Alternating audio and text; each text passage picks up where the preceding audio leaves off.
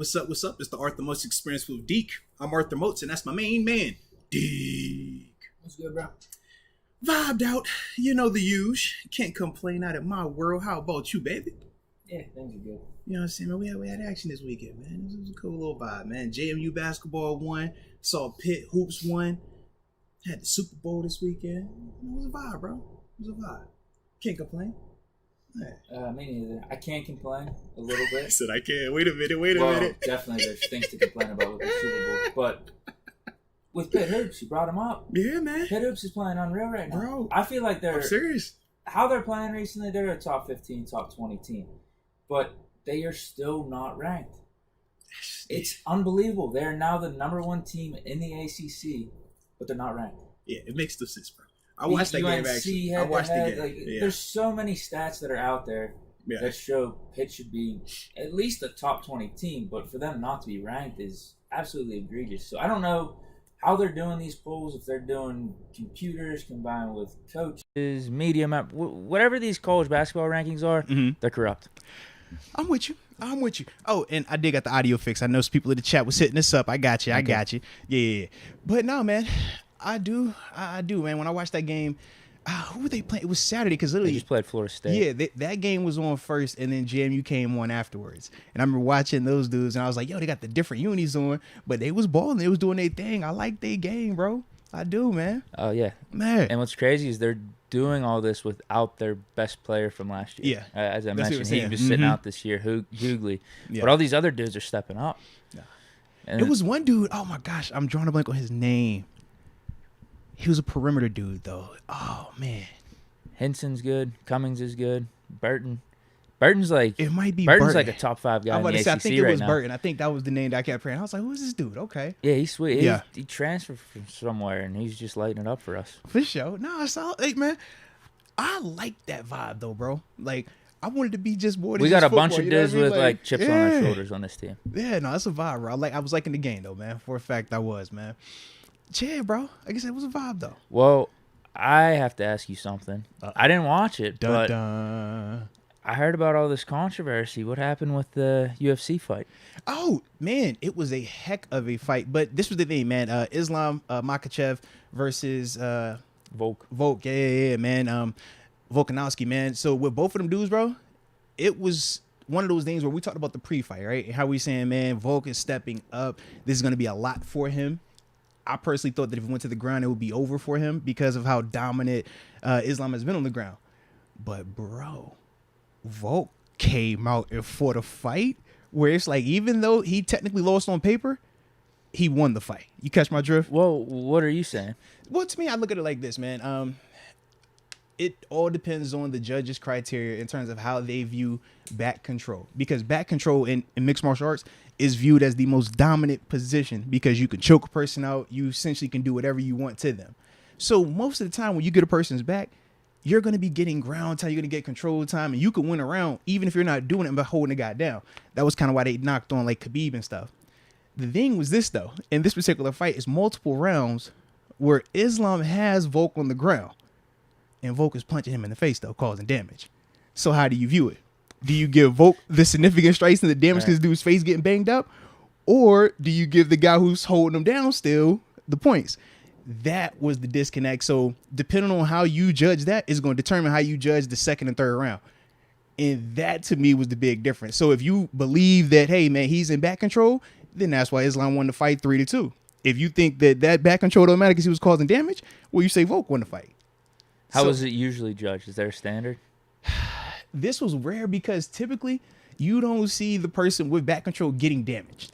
Usually they're just sitting there holding the guy, and it's That like, was my all right. next question. Yeah, it's like usually he's just sitting there. So it's like, all right, you're holding the dude down. Do we credit that? But at the same time, you're not getting damage, but you're not giving damage either. This was unique because we actually saw a dude giving him damage in that position. So it was like, yo, I don't know how you judge this right here. So that's why for me, it's like I get the controversy, but it just depends on what that judge is looking for. And that was one judge I thought that was atrocious. They had to fight like 4 rounds to 1. I'm like, bro, that's a joke. Get out of here. But the other ones where it was literally 3-2, I was like, I get it. Because it just depends on how they view that specific element of it. Because that, like I said, for me, that was the first time I seen it to that extent where you could really make a legitimate case, like not just he's holding him down, but this guy's actually causing damage. Whereas usually it's just like they down there, pick him up, it's stalemate. That was very different. But I was really impressed, man, because Volk showed a lot, bro. Like, that's why you said he won the fight, because he was such a big underdog coming in. Oh my gosh, he had to go up and wait. And then for him to do it the way that he was, like on the ground, comfortable, smiling, like I do this. Like, it was crazy, bro. It was crazy. But shout out to Makhachev, though, man. He had to dig deep because, yeah, Volk won't no, he won't turn it over nothing sweet for him. And they pushed it down to the limit. That's the first time we seen Makhachev hurt. It's the first time we seen Makhachev really taking the deep waters. He low-key, like he was gassing towards the end. So it's a lot. For me, I would love for them to rematch, but they're going to do probably one-offs in between before they get to the actual rematch for those dudes. Yeah, because I saw the picture circling online where Volkanovski looked like he didn't even get hit. Exactly. And then Makhachev whereas Khabib's boy, he had bruises all over his face and stuff. Yep. So that's why I was curious. I didn't really get to watch the fight. Bro. I saw some highlights on ESPN. I was like, okay, there's some controversy here. It was definitely a dope fight, though, bro. It was definitely a dope fight. Like, worth the money. Like, the excitement of it lived up to it, exceeded expectations, 100%. Yeah. Yeah. Because, like I said, I definitely thought if it stood up, I thought Volk had a chance. I thought if it went to the ground, he was going to choke him out. But Volk, dead serious, was like, nah, bro. This ain't what you want down here, bro. I loved it, bro. It was really impressive. Really, really impressive, man. Good shit. Well, should we get into some of these shout-outs? Let's do it, because we do got a ton on the docket today, and I'm excited, man. It's a great day. It's a great day. So go ahead, let us know where you are tuning in from in the chat, and we'll give you those big boy shout-outs to start today's show. Hollywood 931, checking in from the 931, Columbia, Tennessee. Let the off-season begin. Let's get it. Let's get it. Speaking of off-season, I like how y'all, they siding with the Volk, though. I'm seeing a lot of, Volk got the dub. Volk gets the dub. Little guy gets the dub. Okay. Khabib was pissed. What was he pissed about? Well, just that his guy couldn't close the deal earlier? No, because usually he's in his corner. Khabib wasn't in his corner this time. So it was more so like, I'm going to give you my criticism from a spectator's point of view. To me, it was one of the What was he doing? Why wasn't he in his corner? Well, he said he's not doing it no more. Yeah, it was like a part of his whole thing, like with his pops, mom stuff. He was like, because his father had passed away, and that's when he like retired initially. Then he came back for one more, and he's like, I don't want to like be away from like my family and stuff. Like, I don't want to do that. So that was why he stepped away. But he can't help himself, so that's why he gave his little commentary. Yeah. Okay. Yeah. Was it a post-game interview? Yeah, it was something like that. Cody James, what's up, fellas? I'm here from the 860, Bristol, Connecticut. Let's get it. Young Shad, 101, 601, Jacktown, Mississippi. How about them Celtics? Ooh. And let's go Steeler Nation. Okay. Yeah, I forgot we got some NBA connoisseurs in the chat. We do. Everyone's got their own. Someone's got the Suns. They were rooting on the Suns last year. I forgot who was that? That's not Basquiat. There's a couple people with the Celtics. Yeah, I know. I think isn't Kyle Monier Celtics? Celtics, yeah. I think I can't remember if it's Bart Basquiat or is it Toskowski that is with the Suns. I think it's Bart. One of them dudes with me. I always remember seeing them like pop up. Phoenix. Yeah. Jay, big 860 energy, Hartford, Connecticut. Let's go. Shout out to Connecticut, man. Jar Devil, the 310, San Pedro, California. Oh, yeah. Let me tap in real quick, man. I got the homie Jay Flame tuning in from the 330 Warren, Ohio, Dub City. Then we got Gryffindor tuning in from the 330 live in the 513 forever. The 412, though. I respect that right there. Then after that, let me see. President Nitty, the 419 on the road. Shout out to you. Stay safe out there as well. And then I will pass back to you after I talk about Itchy Franklin, the 814 tuning in from Hood River, Oregon. Shout out to Hood River, Oregon. I've never been to Hood River, Oregon. You ever been to Hood River, Oregon? I don't know how close it is to Portland, but I've been out to Oregon. Shout out. You been, man. Portland, Oregon. Is it beautiful? I really liked it. That was 2014, 2015. Okay. I thought it was really cool. It was like, in my opinion, a West Coast version of Pittsburgh. Smaller, less buildings that go up in the sky, but just walking around, it is a nice vibe. Okay. Yeah, and it was cool too. We didn't really do too much like. No, we did. I'm sorry. We went up to like. You gotta check out Nike and stuff. No, we didn't. There was like, I don't even know what the hell it's called. We went up to like mountains and stuff. What do you even call some of those like transits? They're on the lines. It was cool though. Whoa, yeah, and seeing some of the transits on the line, like what would you call them? It's like T's up in the sky. Serious? Like dangling? Yeah. Almost like a ski lift type thing? But Yeah, instead of it kind like of. being vertical, it's like flat across. Yeah. Incline, but it's on a line. You're going up. Asking for a person that Incline's doesn't, probably the best way to put asking it. for a person that don't really do heights. Is it high?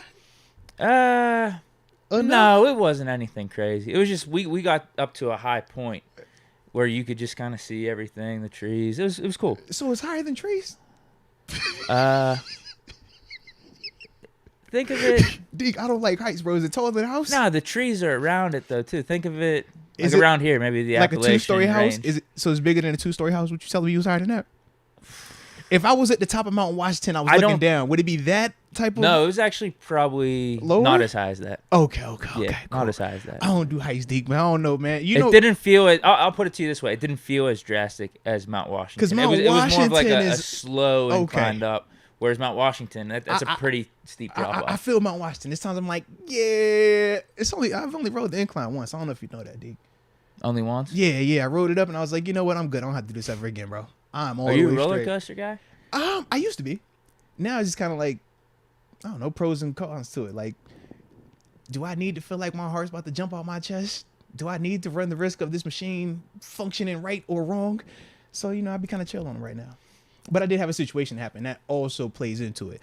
I was at one of them fairs. I rode the ride. Everything was good. A week later, same fair, the ride, broke midair. People died. Swear. Oh, yes, wow. absolutely. What bro. happened? Did it go flying off the track? Yes, bro. It was one No of the ones way. where it like spins. Yes, bro. Literally the week before we was out there, me and my brother-in-law. It was me and my brother-in-law, his best friend, out in Cali. Never forget that, bro. Week later, 13. I was like, oh no. What's nah. the highest roller coaster you've been on? I've literally like, if I went to a amusement park, I rode pretty much any ride. Like, so King's You've done Dominion. Phantom here, Kennywood. It wasn't out when I was here like that.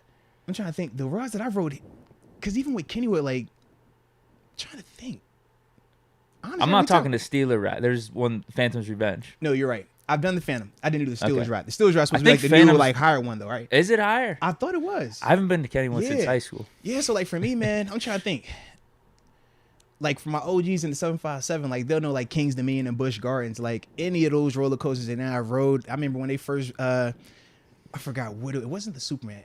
Superman was Six Flags. Did that? Yeah, I literally rode like. that was a good one. Yeah, I ride literally every roller coaster, and I'm the guy who went sit in the Cedar front. Point? Did you do Cedar, like the Millennium I never Force did. and I the never went there. Dragster? Never went Dragster, there. holy hell. Yeah, but I was the dude, like when I'm riding, I want to ride the front seat. I want to be like Yeah. up front, hands in the air. I'm seeing everything. Yeah. But I don't know. It was just weird. Like it literally, the last time I was at Kennywood, because this was right after the whole California thing happened. And I'm with my oldest KK, but she's in like middle school at the time. And we literally were riding a roller coaster. And I'm sitting up here and she, kind of scared. And I'm sitting here thinking to myself, like, bro, why are you doing this to yourself? Like, it just happened a couple weeks ago. You really want to play this game again? And I was like, you know what? I don't want to play this game anymore. And ever since then, I have not been on another one since, bro. Yeah. I think I'm with you. I'm like, Yeah, I was like, been I'm good, there, bro. done Yeah. that with the coaster. I just haven't been to amusement park Yeah. since literally probably high school. Like And I said. I got the kids, so like we're at amusement parks at least once a year. But it's just one of them things where I'm like, I'll go eat. We'll go, do the little kid stuff. But nah, man, I'm good. Yeah. Good, bro. All right, I'll start off some of these super chats. Steeler Nation on fire. Little brother couldn't win. Better luck next time. Next year. Little brother. Is he talking about Philly? Saying like they're the little brother of PA? Oh, I don't know. Because I was about to say, I don't know which brother was older I between think Jason Kelsey and Travis. is older, right? I wasn't sure. I would assume just based off looks. Yeah, but I think it's because he has the big beard, like how you told me. When you had the beard on, it age you. When you cut the beard off, it makes you younger. I look at like Jason. Jason's beard is definitely more like natural looking, ungroomed. Whereas when you look at Travis, it's more like I'm a grooming, I'm a line it up, just looks a little bit more presentable. I think Kelsey. Well, they're both Kelsey. Jason Kelsey. I think he's been in the league 11, 12 years because he just retired in the Madden franchise. It said 12 Okay. years. Kelsey, not as much as that, right? He's getting up there, though. Kelsey, he's been he around was for a in the while. league in 14, You want me to check? 14, 15. I'm actually curious. Yeah, it's What's either your bet? I think 15 was either 14 or 15 was his rookie year. Because I'm trying to think when we played out no, it's 15. 15 had to be the rookie year, I think, for Kelsey. Am I right? Kelsey has 8 Pro Bowls. He has been in the league since 20. This is what, 10 years? What year did he come in? 2013. 13. Okay. I knew he was 13, young when we 14, played 15, him out in Kansas 16, City. 17, 18, 19, 20, 21, 20. Yeah, 10 years. Phew. It's close. Yeah, Jason Kelsey. So Jason, Like I said, I'm going off Madden. It said he was in the league for 12 years. And then he decided to retire. is that Yeah, little brother? 2011. Oh, okay. So, all right. Couple Okay. more. I like it. Travis. Oh, shout out to Jay Flame. He's I gotta be didn't see talking it. He about put it Philly in then. there. Yeah, that's what he said. Yep. The King Herc. Volk got robbed. The control time on the ground is pointless if you aren't getting busy. I feel you on that. Like, that is always my dilemma when we talk Khabib, when we talk some of these, like, just real dominant wrestlers. They'll hold you down. And part of me is like this. If a man is able to hold you down and you can't get up, that's pretty daggone dominant. But at the same time, I understand from a consumer perspective, that isn't always appeasing. So I do want to see that dude having to actually, like, advance the position, like punch the dude, get punched back, like try to finish, like try to do something other than just sit here and play it safe. It's almost the equivalent of watching, like, when Mayweather in the back end of his career, he gonna point you to death and you're not gonna be able to hit him. He gonna hold you when you start punching. It's like, bro, you're winning, but this is boring. It's kind of like that dynamic. But at the same time, I still think there's a certain level of greatness to being able to minimize a person's offense to the point that they can't do anything. And that's the part where I'm always torn. But this time was different because Volk was actually causing damage, but he was just in the quote unquote worst position that you ever could be in MMA. Like, you do not want to have a guy on your back, Deke. That is bad business. And especially that dude. But that's why I said, to me, it makes it even more impressive because it's like, of all the people, that was the guy. And you were doing that to him and he's bigger than you. Like, that's crazy. Yeah. Fish Momentum. Hey, what's good? Ambition gave y'all a shout. Shout kind of out. dope. Shout out to Ambition. That's Let's kinda ride, dope. man. Let's ride. Ryan McPherson. Hey, Moats and Deke. Hope all is well. On some non-football talk, who do you want to see in a future Super Bowl halftime show? Last year's was sick with Eminem and like 50 Cent. Yeah, I like them both, Dr. man. Dre. Yeah, I'm cool with either, man. Whether we go with another, like, singer, you know, Rihanna was dope. We could do, shoot. Has Adele done one yet? I don't know if Adele's done one. Give her one. Her music a little bit more sad, but I think of her. I think of Taylor Swift. I think of, like, if we're going to go the singing poppy route, we got options there. If we want to go, like you said, with the hip hop route, I think we still got a ton of options there. For me, I got three names that just popped in my mind All right, who you got? personally. Wiz, Facts. J. Cole, Okay. and Morgan Wallen, the Okay, yeah. country singer. Mhm. Although I really liked the national anthem with Chris Stapleton, I wouldn't mind I giving ain't him a tuned into shot the either. national anthem, man. I missed it. That was pretty dope. Okay. So those are my three that pop into my mind. Yeah, so for me, man, yeah, I'm either gonna go Adele, Taylor Swift, or give me Drake.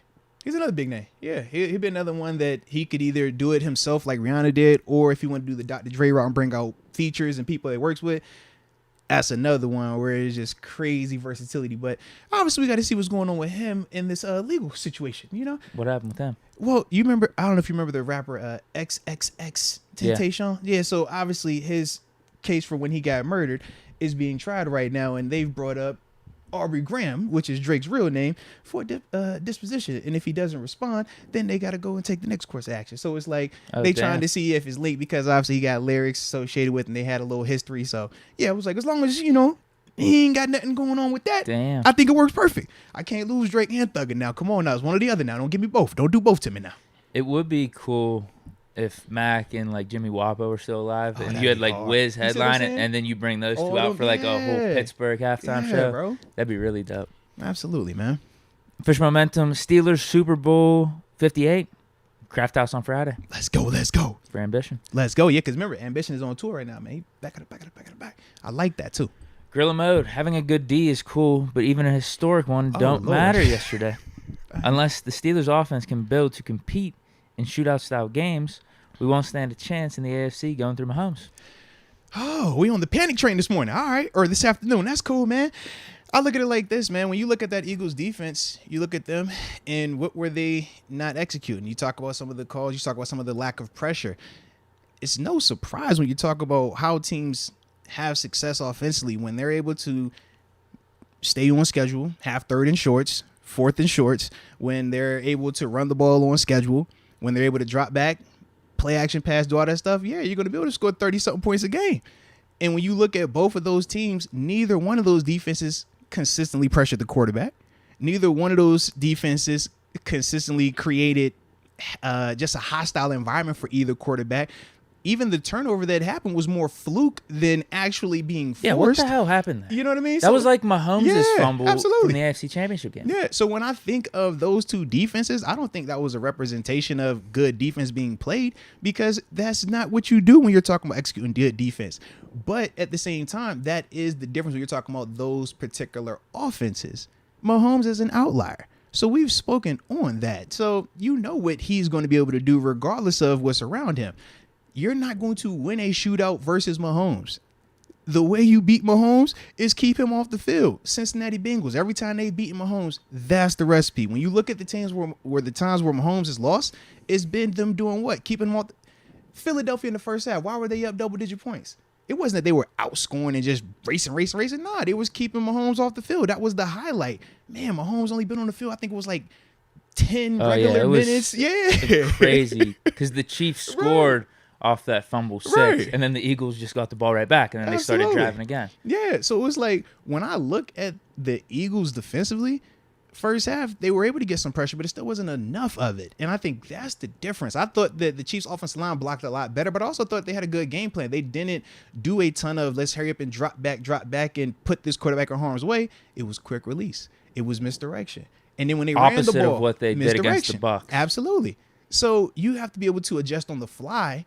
And defensively, I thought that Philly was not able to adjust to that quick passing attack. And then because Kansas City also understands some of the man principles that they play on the back end for Philly and how they will pass stuff, you look at the Darius Slay touchdown that was given up. You look at the other touchdown for the go-ahead in the back corner on the left side. They said it was the same thing. Same play, just reversed. Yeah, they just know it. Hey, because Philly on defense, when you watch them on tape, they pass the fast motion because they're always in man. So to keep these corners from having to chase the receiver across the field, you pass it. But when you're passing it, now your responsibility changed. So if that guy doesn't fully commit, now you got a guy that's not accounted for. So typically the way that you've done it in the past is you wait till a guy crosses the center. But at this level, these dudes playing at a high end. And most of the time, when a guy takes off fast, he's going right now. It's called a jet motion. But in that particular instance, and shout out to Andy Reid. Yeah, shout out to Andy Reid and Eric Bieniemy. That's called scouting. That's called anticipating, not playing reactionary. We know what you're going to do, so we're trying to scheme it up to get you in that scenario. Now, we could take that as a shot at Canada if you want to as well, because I know that's the other narrative that people are going to go with. But once again, we're talking about Andy freaking Reid and Eric Bieniemy. These aren't no slouches. These are two of the or in terms of Andy Reid, one of the best to ever do it. And Eric Bieniemy is one of those guys that's getting a lot of hype as well. So when I think of how they were attacking those teams, it's like, man, defensively, these are some of the challenges, but you can still stop that. That was already proven.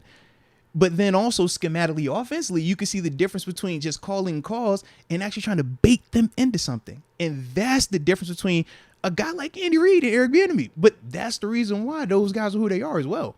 So, yeah, that's something that we should be striving to get to. And I don't think that it's something that's too far off either. But at the same time, you can just see the difference of levels right now. And we talked about that throughout the season too, though. I have a lot of things. I'm ready to tap in, man. You know I'm ready to tap in. So in reference to let's tap in playing a shootout against Mahomes. Yeah. And winning. Mm-hmm. It almost happened. Mm-hmm. It almost happened. Yeah. I mean, we could get to the call in a little bit, but yeah. I feel like I don't know. Like you said, why are we doing this whole doom and gloom thing right now? Like I'm trying to figure out, bro. Mahomes played good. There's no doubt he played good. 3 touchdowns. Yeah. But you look at the yard, he didn't have anything crazy in terms of yardage. It was a Kenny Pickett line, wasn't it? Efficient as heck. We just didn't get the extra touchdowns at the end of it. It was efficient. You win the game. Efficient. Win the game. Make the plays you're supposed to make. Don't turn the ball over. That's what he did. The punt return helped him out immensely, and the fumble recovery by Nick Bolton to the crib helped him out immensely. But outside of that, he did what he was supposed to do. He executed the offense within the framework. Juju, he wasn't bombing to Juju. It was short to intermediate. Travis Kelce, it wasn't bombs to Kelce. Even the touchdown pass, it was still a 15. No, after that first series, Kelce was a non-factor. Right. So it's like you watch how they played the game. It was efficient, and Isaiah Pacheco. Yeah. Run the ball, right? What do you have, 70 yards? Mahomes had a couple on the ground, too. He had that long, the 15, I think he had 40 or 50 right? total. Yeah. But, like, that's kind of how I look at it. It's like, man, that's not an invincible team. But at the same time, when you're playing a team like that, your margin for error is very small. Regardless if you're trying to play a shootout with them or if you're trying to play just straight up defense and keep it a low scoring game. That's a tough team, but that's why they are who they are. It's no, like, we look at that Chiefs team and their performance in all the magic. It always comes off like we think that that's like the norm. That's not a norm. You're not facing that type of offense, not facing that type of team, that type of coaching every week. It's like, man, if you got to deal with that in the AFC Championship, okay, cool. Cross that bridge when you get there. But if you panicking now, man, you ain't going to even get that opportunity to taste, to see what that's like. No, I don't think there's anything to panic about. Man. I think we can have a really nice offense to keep up with a team like the Chiefs or the Bengals. Absolutely. Because I think we proved that as the second half of the season Absolutely. went on. It's just we got to clean up some stuff. You expect that to happen with Pickett going into his second year. And I feel like the defense is going to be good. Mm-hmm. Now, the Eagles' defense was good going into this game. Yeah. It could just be they had a bad game and they didn't make the adjustments that you were talking about. Because I think we're going to have that type of talent, depending on what we do in free agency with the draft going into next season for the defense. And then obviously we have all that young talent on offense. And I would also say this. I thought that when you watched Philly, in terms of their pass rushers, I thought that the Chiefs did a good job of when they wanted to give those guys the illusion of rushing the passer, they would screen them, they would draw them, they would quick game it. But they would leave them unblocked, so that way those guys are exerting the energy. They're rushing, getting a dope move, but it's on air, so it's disheartening. But then when they would want to take a shot, that's when you would see a chip. That's when you would see some type of extra whatever over there, and it would still be schemed up. It would still be off of some type of play action pass. It's not a naked, just gun 5 wide empty like you were seeing with Philly, right? Philly, when they were taking the shots, man, you would see them spread it out on occasion. But to me, I just thought that was one of the things that the Chiefs did at a high level, and they were able to stay consistent with it. And then when their offense linemen needed to win their one-on-ones, they did that. And I thought, like, when you watch that, and then on the occasion where the Eagles did get pressure, what did we do? Or what did you see happen? Mahomes, he would extend the play, right, with his legs. And to me, that's just one of those things where they played a dope game offensively. It wasn't perfect for the Chiefs, but they execute, and they don't commit the back-breaking or self-inflicted issue. When you talk about Philly, they ultimately did create that. The fumble. Themselves. That was self-inflicted. If that doesn't happen, who knows what happens? But that is a part of it, and that's when you're talking about playing for a championship or down those type of games. This is why we talk about turnovers, even in the regular season. When we talk about missed tackles, even in the regular season, because in week 7 you minimize it. It doesn't matter. In week 7 you laugh it off. You got out of the stadium against the Browns. Cool, congratulations. But as you, as D, as me, and everybody know, you're not facing a team that's going to make those type of mistakes when you're talking AFC Championship, when you're talking Super Bowl. You have to play dang near perfect. So this is why the urgency, and this is why when you talk about, how critical you have to be at times, this is the why, because those teams don't make a ton of those mistakes. Those teams, like, you think about Philly, right? The fumble on offense, and then even on defense, we can talk about the call as well, right? The James Bradbury call. I look at it like this. I know you got your common sense rule, and that's all well and good, but at the end of the day... You were thinking about it. No, I wasn't, because at the end of the day, it's a common sense rule. Why? You say don't call it, but by not calling it, who do you penalize? Either way, somebody's going to get penalized. That's how I look at it. But was it a foul? Absolutely, it was a foul. Can you make a case, should you make that call right then and there? Cool. But once again, by making that statement, we go right back to the area where we have the most grievances with officiating, the gray area. We don't want it to be they get to pick and choose or deem what is egregious and what is not egregious. We want it black and white. But in a call right there where by the rule, that is a black and white hole, you throw the flag. But because of that scenario, now we're like, hey, man, use some judgment right here. Hey, you ain't got to throw that flag right now. Why? Because we want to see them kick a field goal and potentially get the Eagles the ball back with a minute and something left. Even though, to me, I'm like, still going to kick the field goal, you still going to get 3 points. The biggest difference is how much time is left for Philly. But on defense, that is your job, to not make a mistake. How many times do we watch on 4th down, Chris Jones lined up in the freaking neutral zone, helmet across the ball? Should they not call that call there? Nah, you're going to call it, because by the letter of the law, you're offsides. Even though we know what they're trying to do, we know the play that they're running with the QB sneak with the double push is invincible right now. We still like, no, you got to call that, bro. So that's why I was like, I don't know, man. Like, yeah, we could make a big deal out of it, but it was a penalty. No different than the Joseph Asai 2 weeks ago hitting Mahomes running out the sideline. It still is a penalty, Back-to-back calls. I'm not satisfied. We just over here like turn a blind eye this time. Why? So we can get more offense. Okay. You got the common sense rule. Mm-hmm. But I just hate how the game ended that way. And I do think, too, it's been being brought up. Like, they didn't have one holding call the whole game. They didn't have really many calls throughout the game. Bro, it was the same. Bro, Bradbury held Juju early in the game. I think that's my point, is that they were letting them play throughout the whole game. Then why all of a sudden you're going to throw the flag on, like, the most critical play, where that was even that play, the last play was more ticky-tacky than the one you're talking about. But see, once again, you're asking officials to do what? This is gray area. I'd rather they call it by the letter of the law. So that way you don't have this, because you are like... They should have been calling it the whole game then. But once again, people are going to complain if they do that too, right? People are going to keep it consistent. But you're going to complain regardless. That's all I've said. If they call it by the book, you're going to complain. If they don't call it, you're going to complain. If it would have been an egregious pick play and Juju runs out there and catches that in the back of the end zone, no one's tripping on offense. Everybody on defense like, bro, you got to call the pick play. Y'all be like, you don't call that pick play? No. How many times we talk about holding that happens out there on the same plays in the trenches? We won't call that. Why? It's a judgment call, right? I know, and they weren't doing that at all throughout the game. Like, you could probably do it on every play, right? Am I wrong? Okay. You could probably call a flag on every play. So this is why, as a player, I don't like the gray area. I'd much rather you call it by the letter of the law, black and white. So that way I know.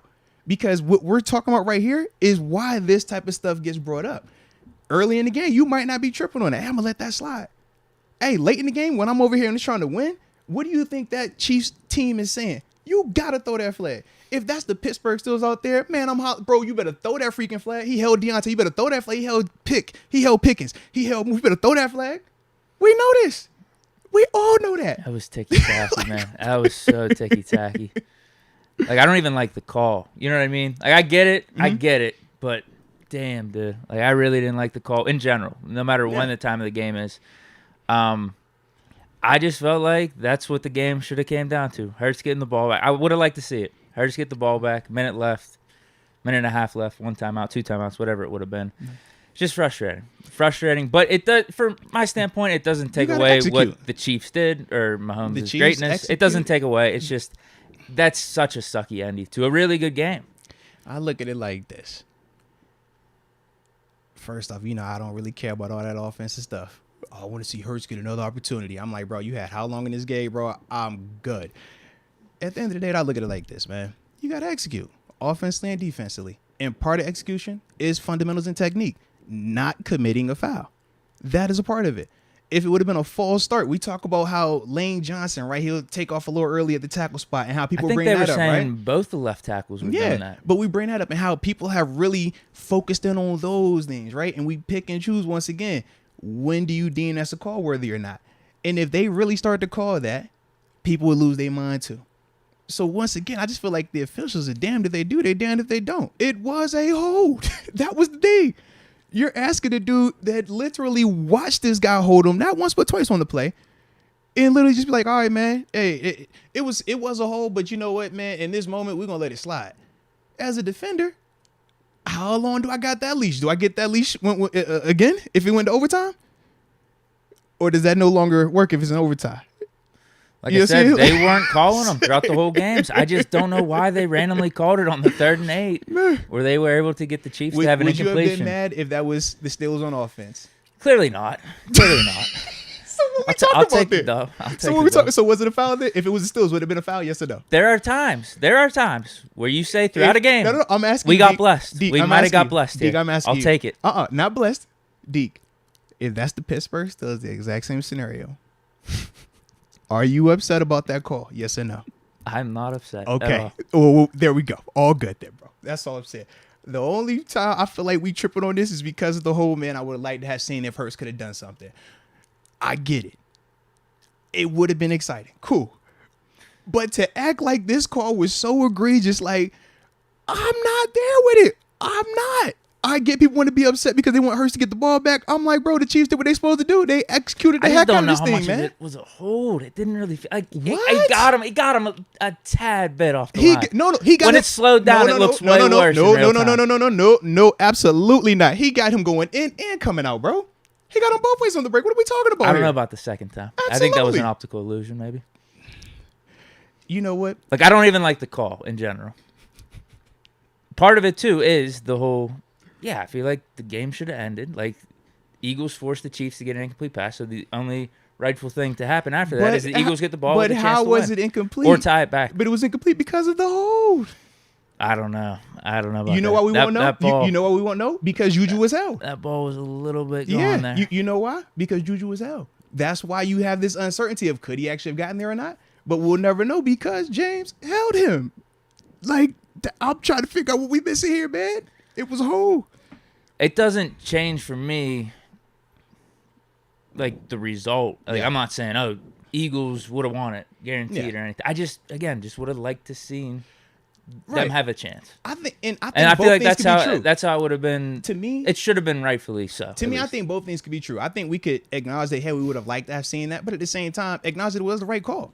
Like, that's my whole thing. I feel like we make it like an either or. It can't be we wanted to see potentially Hurts and what that offense could have done and acknowledge that it was actually the right call. We make it like, no, that's a terrible call because we didn't get a chance to see that. And it's like, no, he committed a foul. No different than when they were lining up in the neutral zone. It's like, bro, it's a foul. It's a penalty. Like, that's why you called it. And the other part was this. If it's on the backside of the formation, they probably wouldn't call it. But who was the intended receiver? Juju. Where do you think that referee is looking when he's watching this route? Juju. Because that's the play side receiver. That's the other thing when you talk about it. So not only was it a hole, but you did it where all the eyes are at. Just really didn't like the call. Again, I don't think it really changes my opinion on if the Chiefs were deserving of this.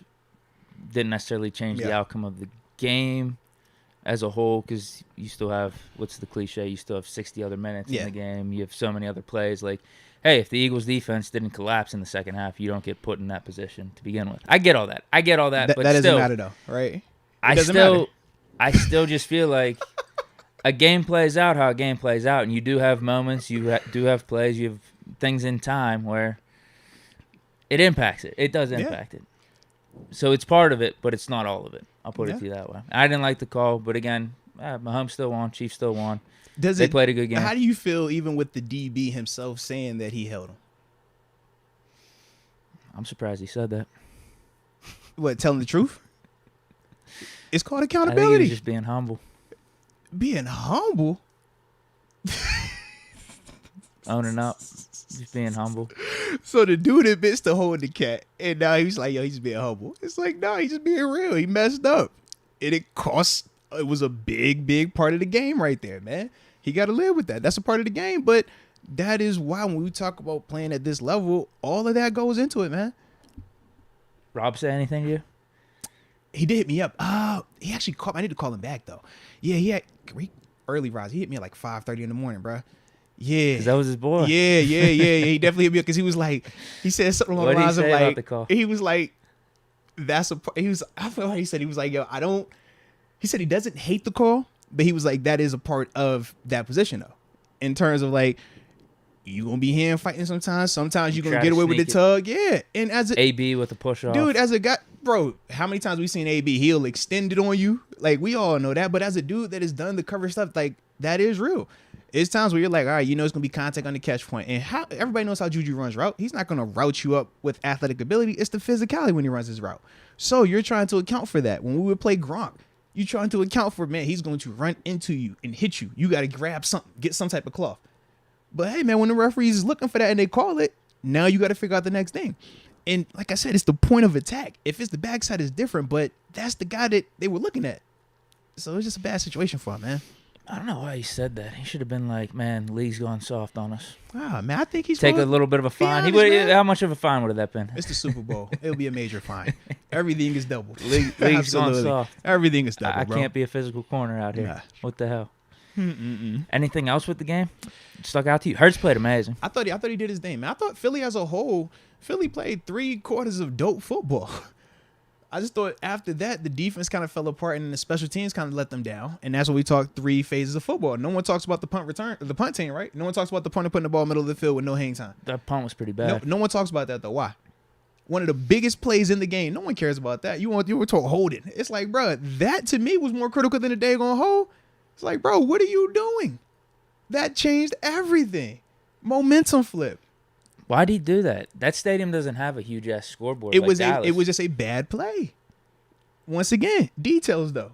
When we talk about winning a Super Bowl, when you talk about that, it's dang near perfection, bro. Like, you can't make mistakes, and especially late in the game. Think about when Kansas City made their mistakes. First half, right? The missed field goal, first half. They weren't doing a ton of that in the second half, man. It was, we buttoned up, we doing what we supposed to do, we executing. Because you don't have a lot of leeway versus talented teams like that. Like, I looked at that punt return, I'm like, oh boy. And that's the other part. When you talk the statistics in National Football League, a defensive score or a special team score, your chances of winning are 70-80%, bro. Like, it is that.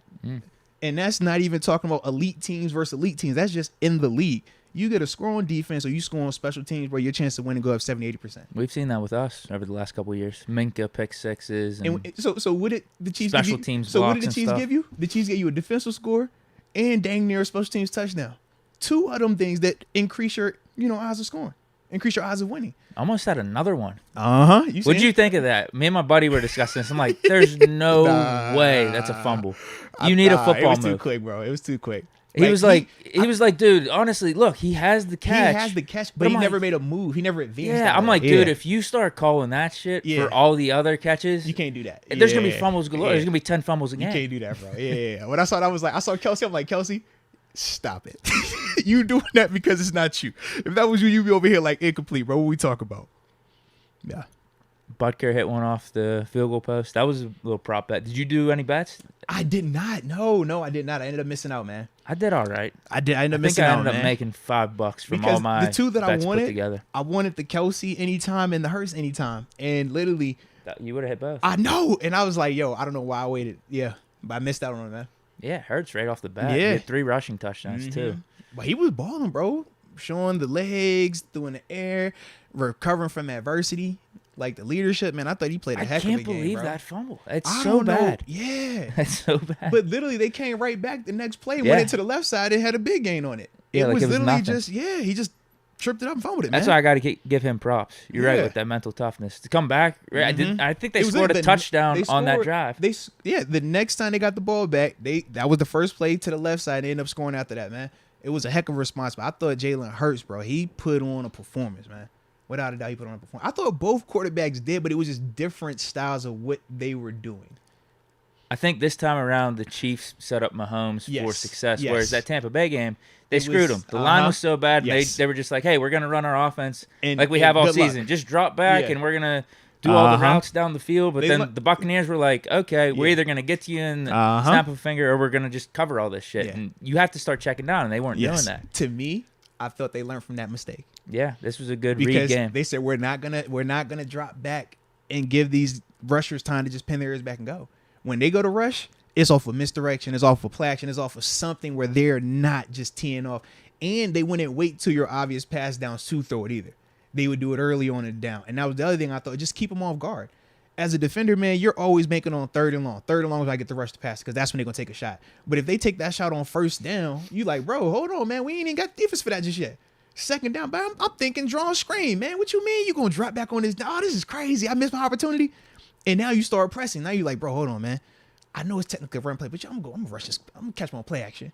And now you see it, Pacheco on the perimeter, sled. You're like, God dang, all right. But that's the dynamic. I thought that that Kansas City they were buttoned up, man, for 4 quarters. Like, they stuck to that game plan. They did not make the mistake. Whereas we talked about, 1, 2, 3 mistakes that we can point to from Philly in terms of the fumble, the middle of the field kick, or the middle of the field punt, and then the Bradbury holding. It's like, man, those are 3 critical things that took place for Philly. Whereas when you talk Kansas City, we don't have that. Like, they didn't commit a big turnover. They didn't allow a big play on special teams. Right, they just had a couple 3-and-outs in the first half. And their one missed field goal was earlier. So it was like it didn't kill them in that second half when they were putting on that performance and making that comeback. Yeah. But did you think that Mahomes was done the way he was limping though? No, hell no. Okay. No, definitely not. Funny thing though, bro. So I was watching the game with Lil Man. He lost it. He thought Mahomes was done. He thought he was done. Because when Mahomes stood up, you see his eyes all watery and everything. He was like limping. And because he watched the game when he hurt his ankle against the Bengals, he's like, oh no. He got real quiet. I'm like, bro, you good? And he had this like angry look. I'm like, bro, what's happening, man? I was like, yo, talk to me. It's Mahomes. I said, what you upset he got hurt? Yeah. It's not fair. This how the Eagles won last time. They always cheat. I'm like, bro, you gotta chill. That's how they won last time. Yeah, because when they beat the Purdy. when they beat the I thought he Niners, was talking about the last when Super they beat the Bowl. Niners, yeah. He was like, that's how they won last time, man. They just cheating, man. And I'm like, bro, you gotta chill, man. Everything's sounds like straight. me, huh? Yeah, I'm serious. I was like, yo, everything's good, bro. Just chill. So then after that, I'm like, hold him. I'm like, bro, you all right? Crying and everything. When you see Mahomes come back in the second half, start balling, he get hype, bro. When they finally scored and took the lead. Little man take He's a his Chiefs shot. fan, He'd have huh? lost his mind. No. He walk around. I told you, Mahomes. I told you, Mom, Mahomes, Dad. I won 20. I'm like, bro, I will wring your little neck. Stop it. All right, we're not gonna do this. Yeah, but yeah, he was super hype. Yeah, he's definitely on this Mahomes. Sounds train like right he's now. spurning both the Bills and the Steelers right now. Yeah, man. But you know, he's flavor of the week with the quarterback, man. Didn't you say you liked the Bengals last year? Yeah. Because I told you, whoever he thinks is the best quarterback, that's what you're rolling with. Burrow, Allen. He didn't gave me some Pickett. Mahomes is dude. But he always rock with Mahomes, and that's why I told you when I said he didn't like Brady, it was because of on the Madden video game, the one that he had on his iPad was from the Chiefs-Bucks Super Bowl when Brady beat Mahomes. So that's why he's always like, I can't stand Brady because he beat Mahomes. So I think Mahomes is definitely his number one quarterback. I'm just throwing it out there. Not a bad quarterback to root for, but I think that's definitely his guy. He's really damn good. I don't think there's a doubt about it. He racking it up right now, bro. He's really damn good. He's racking it up, bro. Like, insane, bro. Man, I had a couple things I wanted to bring up, and I completely forgot. Super Bowl MVP? No. Well, Mahomes got it. Yeah. So, yeah, that's right. I mean, who else was going to get it? That was my thing. I didn't feel like it was one of those ones where we could, like, if Nick Bolton would have had another touchdown on defense, I think you could make a case for him. Like, if that second one would have counted, I think you make a case that you scored 2 touchdowns, do what you did defensively. Yeah, but outside of him, I was like, I ain't think of anyone else that was worthwhile. Yeah. I know he didn't have gaudy yards. 3 touchdowns, though. You're right. Clean game. Yeah. And when Did it when it mattered. I would say when they needed to have it, he gave it to you. Bro, that run he Granted, had, man. Reed really helped him in the red zone there. Yeah. Scheming up those wide open plays. Yeah. But once again, like, it takes a team. So It you does. got to have the coaches. Absolutely You got to have does. the players. No, he execute. made some Absolutely. Mahomes-esque type of throws throughout Yeah. that game, too, where you're just like, holy shit. Yeah. How are you making this throw? There's Nah, but only it was- you and, like, Herbert, a few other people that can make this throw. Yeah. Pick it. We're going to find out, man. We're going to find out. We saw in that Ravens Yeah, game we're some gonna of those dots find he was out. throwing. Yeah. Clutch shot. What, the Dolphins game? Remember at the end of the game? Man. Avoid the picks. Don't remember those. Forget about those. The one where he threw to Frymouth on 4th down. You couldn't even see Frymouth. I like And it, that. like, whizzed I like right that. by the Hey, Dolphins just defender. avoid that part. But this the part we talk about. That was miscommunication with Deontay. It don't matter. The thing is this, though. In all seriousness, I've already talked about Kenny in terms of his talent. Yeah, he's talented to make every single throw. But the difference is what we're talking about is that's the Super Bowl, down multiple points. Can you execute flawlessly with the stakes on the line in those critical moments? And that's what, when I say I want to see with Kenny, that's what I'm waiting to see. And obviously, hopefully he gets the opportunity. He's giving you the signs thus Yeah. far this season with all those do or die games. But that's what it comes down to. It's like, man, regular season has a certain level of intensity. The playoffs got a certain level of intensity. Wild card versus division round versus AFC championship. And then I can only imagine the Super Bowl. But as you've seen the people that we've talked to, they even speak on it going to another level. So that's the part for me where it's just like, yeah, it's a lot easier, when the stakes are a little bit lower. But as they continue to increase, even next year, I anticipate Kenny, he's going to have a different level of pressure because this year down the stretch, yes, we were making a run for it, but it was more so we're trying to overcome all of the damage that had been done in the first half of the season. So it's still a different level of pressure. I don't anticipate us having a slow start win-loss wise next season. We should start out hot. We should start out feeling pretty good. And now when we get to that bye week next season, it's going to be, can you finish this? Can you keep building upon this? That's going to be totally different than what they were doing this year, where it was like, hey, you are at rock bottom right now. Anything you do is great. You're overachieving. Anything you do that's positive, we're going to be happy about. This year, we want to see, all right, what we are does that definitely look going to be a like? You see what buzzy I mean? team Yeah, going through this absolutely. offseason. People are going to be picking us to win the AFC North, go Yeah. on playoff runs. because You're of right. how It is a different pressure. Absolutely, and this is what we saw with Cleveland with Manziel. Not You could throw him Manziel in with there. I mean Manziel. Lord have They got a mercy. lot of hype with him. with Baker. But you remember with Baker, it was like they went through that phase where they overachieved the year when they beat us. But then after that, it was like, okay, I got expectations now. And that's when you start to see it was like, yo, they can't handle that type of pressure across the board. Coaching staff, players, and just doing it for 4 quarters and repeating process week in and week out. It is not an easy thing to do. But that's the part where we're going to see, can Kenny do that? Can our team execute like that? I think we got some pieces that can, but that's going to be the telltale sign for us, though, man. Okay, I remember actually what I wanted to bring up. It goes back to what you were talking about with the pass rush with the Eagles. Yeah. Some people are blaming the field. You see some slippage out No, there. it was bad. The field was definitely, yeah. Why does that happen in the Super Bowl?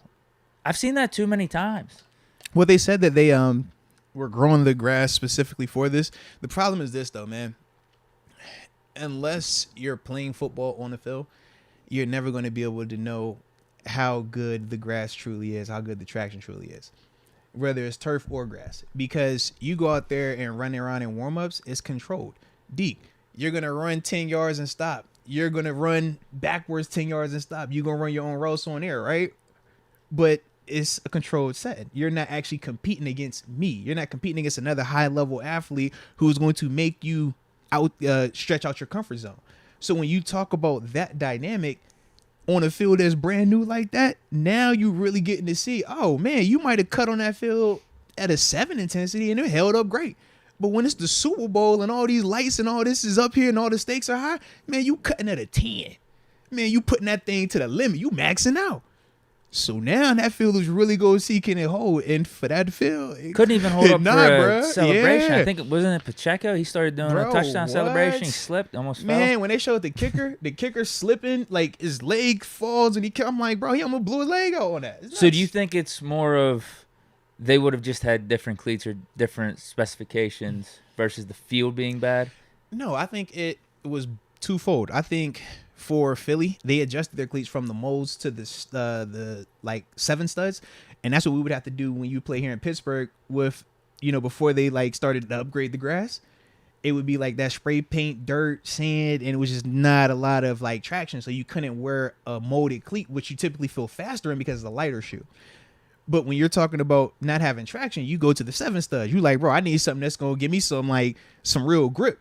And that's what those dudes changed into. And it'll help you. But either way, man, it's one of those things that if the field, doesn't have the best footing, you got to deal with it. But you're also trained to handle the field not being in the best conditions.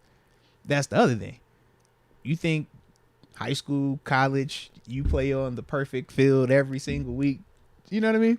Sure. Like, bro, you didn't play that potholes, all type of nonsense, good grass, long grass, short grass, good field turf, old field turf, even in the NFL. Man, it was times when you played, especially in Buffalo, like early before they switched their turf, we'd be like, bro, our turf is not the best. But you go on the road, he's like, bro, I love this turf over here.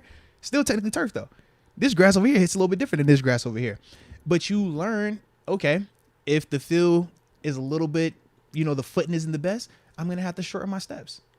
I'm going to have to adjust my cleats. I'm going to have to be a little bit more choppy right here. I can't burst out of this thing and take this super long step. That's how you adjust to it, though. Because those receivers, those offensive linemen, they got to make the same adjustment. They're not going to be able to be as explosive because if they do, they're going to get too stretched out and ultimately mess themselves up as well. So that's a part of it. But yeah, you would love the field to be better. But I think that for the NFL, they just kind of got cute. They was like, hey, man, we got a chance, especially out in Arizona where the field is retractable. It's not like Pittsburgh. It's not like some of these other places where it's the same field. In Arizona, the field literally is on a track. And after every practice out there, they roll it onto the sun. So for the NFL, they was like, let's get cute. Let's make some $800,000 grass. Like, that's literally what they did. They created it, curated it for Wouldn't that mean it's better if you spend that much time in detail with it? You would, that's what's crazy, man. This is the Super Bowl. But once again, Like how? I say how do we have a this, shitty field? but this is my thing. It looks good optically. A lot of grass looks good. Oh, a lot of grass you walk you on. think that's what they were going for? Yes, I'm talking about the Visuals. performance element. And they weren't going to have people testing up that field because you don't want to chop it up. So that's why. But the thing is, when you first go out there, even in warm-ups, you're not going to really identify like that because you're not going as hard. But when you get to the actual game, man, that switch flips. and you're literally going 200 miles an hour. You're going as fast as you can, as hard as you can, and Yeah. that's when that field is really gonna get stressed out, and it just couldn't hold. I also wanted to bring this up. Saw this screenshot, Uh-oh. and it's kind of interesting with you bringing up Pacheco and Yeah. how the Chiefs can just win Super Bowls with a guy like Darrell Williams. What, 2 or 3 years ago? Yeah. He goes off. Didn't he have like Mhm. 2 touchdowns, He like did. 100 yards? Remember the one year Pacheco- McKinnon balled out for him the one time? Yeah, and Pacheco, he actually had a good season for them, but also he Yeah. played good in this game. Mm-hmm. This chart, Super Bowl winning leading rusher plus base salary since 09. Oh yeah, that's cheap. This is Yeah. wild, bro. That's cheap, super cheap. Saints in 09, Pierre Thomas, Yep. 400,000. Packers in 2010 against us, they had James Starks. James as their Starks, main UB, guy. former wide receiver, Didn't they turned have running back. Ryan Grant? Did he get hurt or something though? No, Ryan wasn't there then. It was James. I forgot who the other running back was. But yeah, because I remember because I was 300,000 for him. Yeah. The Giants in 2011, Ahmad Mhm. Bradshaw, Mhm. 1,500. Mm-hmm. I guess they had Josh Jacobs there Yeah, too. yeah. A little 1-2 punch. Ravens in 2012 with Ray Rice, Yep. only $2 million. He was probably still on his rookie deal. because he got paid after that. Seahawks, Percy Harvin, they're counting him as a running back. Yeah, I Oh, got- leading yeah. rusher, Super Bowl leading rusher. The year when they won it, yeah. They had Lynch at that time. How Yeah. much was he getting paid? That's very much misleading to put Percy He Harvin on there. definitely- No, because he was already under like they gave him a nice contract by then because that was his It had to have been his second or second third year year out over there. in Because Seattle. the first year was when he had the Beastquake. Right.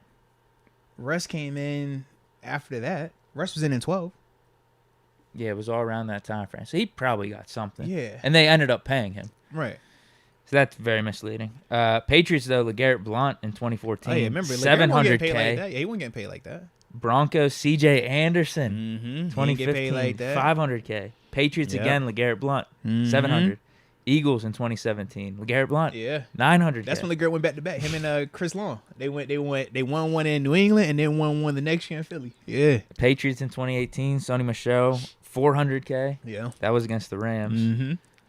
Chiefs with, I guess it wasn't Darrell Williams, but they did have a Darrell Williams recently, was the right? one- Damian Williams. Who was the running back? $1 million for the Was it Chiefs. James White? James White had to be versus the Falcons, right? He did a lot of catching. Who When was the was leading that? rusher of that game? 2016. That was Oh, they got Blunt. Oh, Blunt okay, as the okay. rusher. I think White had like Yeah, he had 10 the game, or though, 11 receptions. And you're right, he had the game-winning touchdown Mhm. too. 2020, the Buccaneers with Fournette, they got him on that Yeah. one-year deal for $2 Uh-huh. million. Cam Akers with the Rams, 2021, And they had they had 800,000 Then they had somebody else with him. It was CJ as well. last year. No, with the Rams when they went to the Super Bowl. Which one? Oh no, I'm thinking of the one they lost. The one they lost was when Patriots? CJ was there. Yeah. 'cause Yeah, I Gurley think you're was hurt. right. Yeah. Yeah. CJ took over the backfield. Yeah. That's definitely because that's when Gurley was dealing with the knee injuries. Yeah. And then this year, Chiefs Pacheco with an $800,000 salary. So, Yeah. you know, I'm all about us keeping Najee and stuff, but someone should send TG that chart. We don't need to See give what he him thinks about or that. you any more fuel for Najee's stay here. Okay, we're gonna let Well, Najee he's still live, on man. a decent contract. He's Yeah, kind of let in let that Najee range. live. Let Najee live. Although it please. is a little bit, it's probably more than that. He's in probably what, 3 or 4 million a year. Yeah, because he was being a first first rounder. rounder. Yeah. And he's still on that rookie deal, the first rounder. Yeah. That's a conversation for Yeah. another day, I guess. I think Najee should be on the team for 2023 if we want to talk about year 4 and beyond. Hey yo, this is We funny. can have that talk is when it comes funny. around. You have anything else with the game? Super Bowl halftime show. How'd you feel, man? We always know we got to talk about that, man. Are you a Rihanna guy? Are you a Prego guy? Do you like pregnant chicks? Are you what's your thoughts? Is it man? official? She's Yeah, it pregnant? was confirmed. It was confirmed. Yeah. Confirmed after when They said her representatives like confirmed afterwards, and then they post like the picture of the baby bump close up and stuff like that. Yeah, Got you. that was like the surprise that they didn't want to show that ahead of time. Yeah, Indifferent to the halftime show. I think Rihanna is a pretty good singer. Yeah. I don't know. The show was it was Okay. all right. I like last year's a lot better, to be honest. Okay. I think it was cool how they did. Yeah, I think they had like different rooms. Yeah, and then they was- went to uh-huh. each different rapper. Yeah. What'd you think? It was different. I liked it though, man. Number one, I'm a Rihanna fan. I like her music. Yeah, I don't know.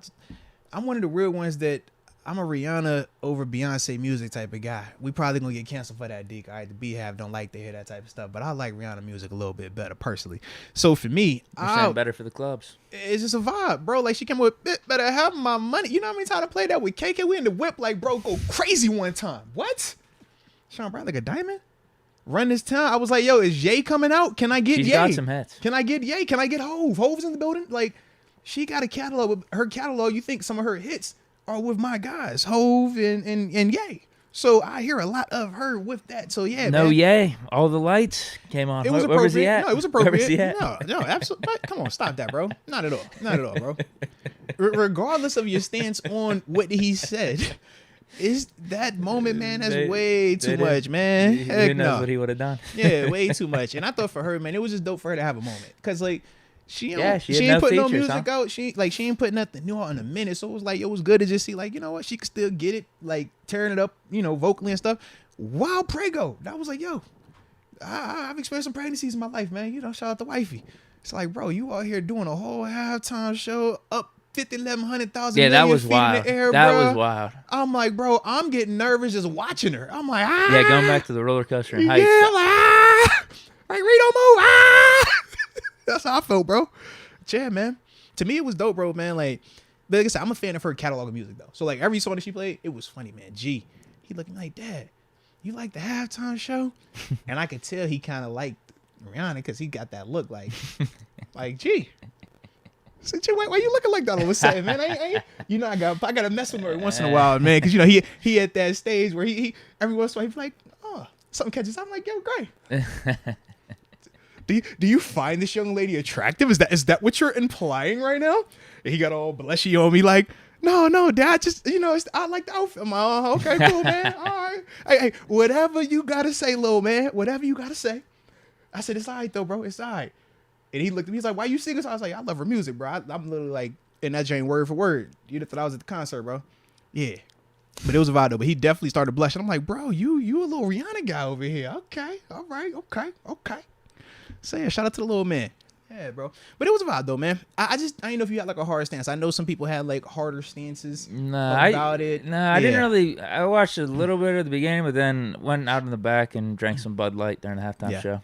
To be honest. No, that's all good. Yeah, I mean, it's cool. Yeah, you're right. She was playing some hits. I don't know. Yeah. It didn't really do too much for me. Hey, that's the beauty of music though. It's subjective. Yeah, I like last year's absolutely. better if I had to pick the two. I can't even, to be honest with you right now, I can't remember too many halftime shows outside of these last two. Although, no, I will say remember this. Justin Timberlake, he had a crazy one. I didn't. He had a crazy one. I remember he was in the crowd. I was too little for that one to like actually. Time on, bro. Why you making me sound old, bro? Don't do that. Don't do that. I think that was like, what was that, 01 or 02 bro, or something? Chill. Don't you do that, bro. Don't you do that. Don't you do that. Why you guys I don't even know if I I was watching that halftime show. Just say you don't know you was watching. Don't say you was too young to like remember it. That just it don't make it. You know what I mean? I remember I remember people talking about it. I just don't remember seeing the halftime show. Jeez, man. God. Might have went to go toss some football out in the street or something. I don't remember the actual halftime show, but yeah, there was the huge controversy afterwards. You talking about not the first one with the Janet? I'm talking the second. Lord have mercy. Which one are you talking about? Not that one. No wonder you say you don't remember that one. I barely remember that one. That was the one with the whole the nip slip. Jackson, the nip slip. I'm talking about the second one when it was in Minnesota. He had the Tinker 3 Jordans on. You sound like a sneakerhead. And he was in the crowd and they had like the joint where it was like, was Prince there? I forgot what the symbol, like how they did it, but he was like working the crowd and stuff, had the little selfies and stuff. Yeah. Talking about that one, not the other one. Jeez. I don't remember that Deke one. was like, bro. You know what? I do kind of remember the weekends. He was going through like those The doors mirrors, and portals and stuff. Who else it was was done? very interactive. Bruno Mars's was actually. I remember. I guess more halftime. You had shows Maroon 5? than I think. Was it Maroon 5? Yeah, Maroon 5. They had one, right? I think so. Yeah. Recently. Yeah. Bruno Mars's was good. Bruno was dope. His Because he was played good. the multiple instruments and stuff. Yeah. I don't know if I necessarily liked Lady Gaga's performance, but I remember how good she was singing. Like, it was so clear she wasn't lip singing. Yeah. I was like, holy hell. I definitely missed that one. That was Patriots Falcons. Remember? I definitely didn't watch that one. I definitely. Patriots Falcons, that's when we lost the AFC Championship game, bro. For a fact, I ain't watched that one. Yeah. Yeah. No, but I couldn't it was so clear, like that was her actual voice. Yeah. And it was unreal. It was like coming off a CD or, you know, if you're just listeing to it.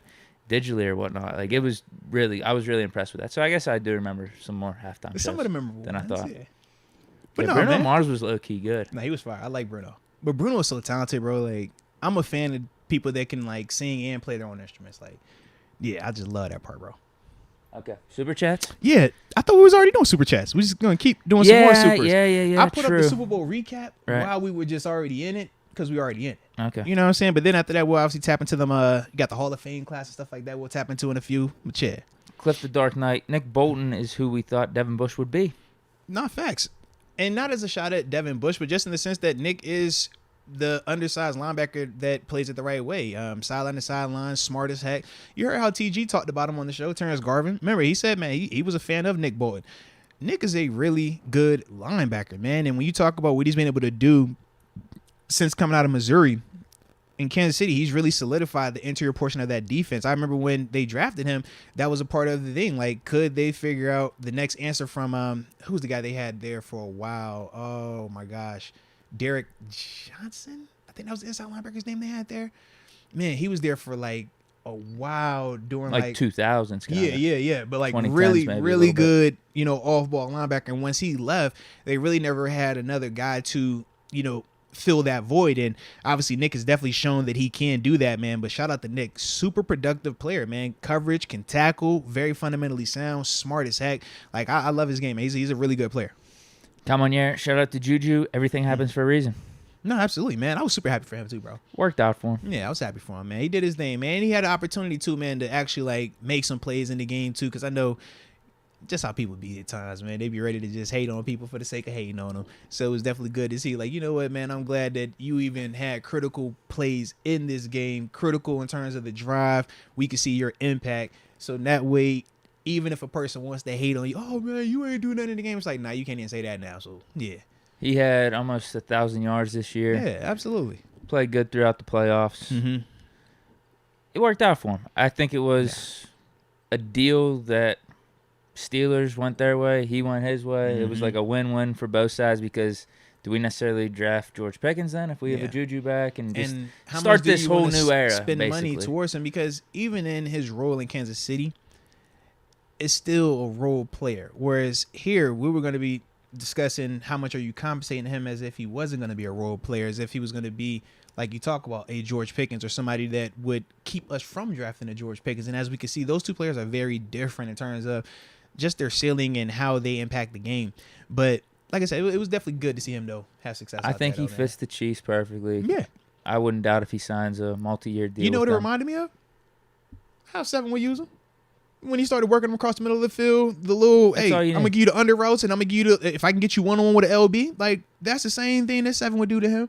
And when I watched him, I'm like, oh, I've seen this Juju before. This is perfect Juju. This is his game right here, man. Yeah, they got Yeah. Kelsey, they got a speedster and Mhm. Hardman. I don't know what his contract's like, but you also got Tony Yeah. from the Giants, Mm-hmm. MVS. You got pieces, and then Yeah. he's just part of that, and he found his niche. Consistent player. But that's who he is. He's going to catch the passes that you throw to him. He's going to block. He's going to be physical. Yeah, I mean, he checks all them boxes. He's just not going to be like an all-world, take the top off the defense type receiver, a guy that you're going to feed the ball like a Steve Smith. He's just not that type of player, but he's still a good piece that you need. And then you saw, man, he definitely showed up for them dudes, man. So shout out to the homie right there, man. And as we talked about before the game, I didn't necessarily think there was going to be a lot of hate from Steeler Nation on Juju. I thought it was going to be, if Juju does well, Mhm. it was going to be hate towards the front office for not bringing Juju back. But I feel like that would be a very short-sighted view Yes. and way to act Yes. because, again, it was just one of those scenarios. It worked for both sides to Yeah. part ways. I would agree, man. Because if we go back to 2021, we were even talking, like, Mm-hmm. I just don't think it fits. I don't think Juju coming back works. Because we had Claypool at the time, too. The dynamic, it just, yeah, it made sense. It definitely Especially made sense, with man. us having Seven retire. We're going to have a Mhm. new quarterback coming in here. New style of play potentially. You never know. all Yeah, of it. exactly. Yeah, absolutely. Let's go, UW. Bro, these refs, they swallowed their whistle. And actually, Juju wanted to come back. I remember that. Yeah, And he was like, yeah, they didn't wanna just give him a deal, yeah. didn't give me an Wanna pay him the offer. money. Like, Mhm. he signed that cheap-ass deal with the Chiefs. Now, it Yeah. was incentive-laced, and he hit a lot of the He incentives hit this he year. got an extra M for winning the Super Bowl.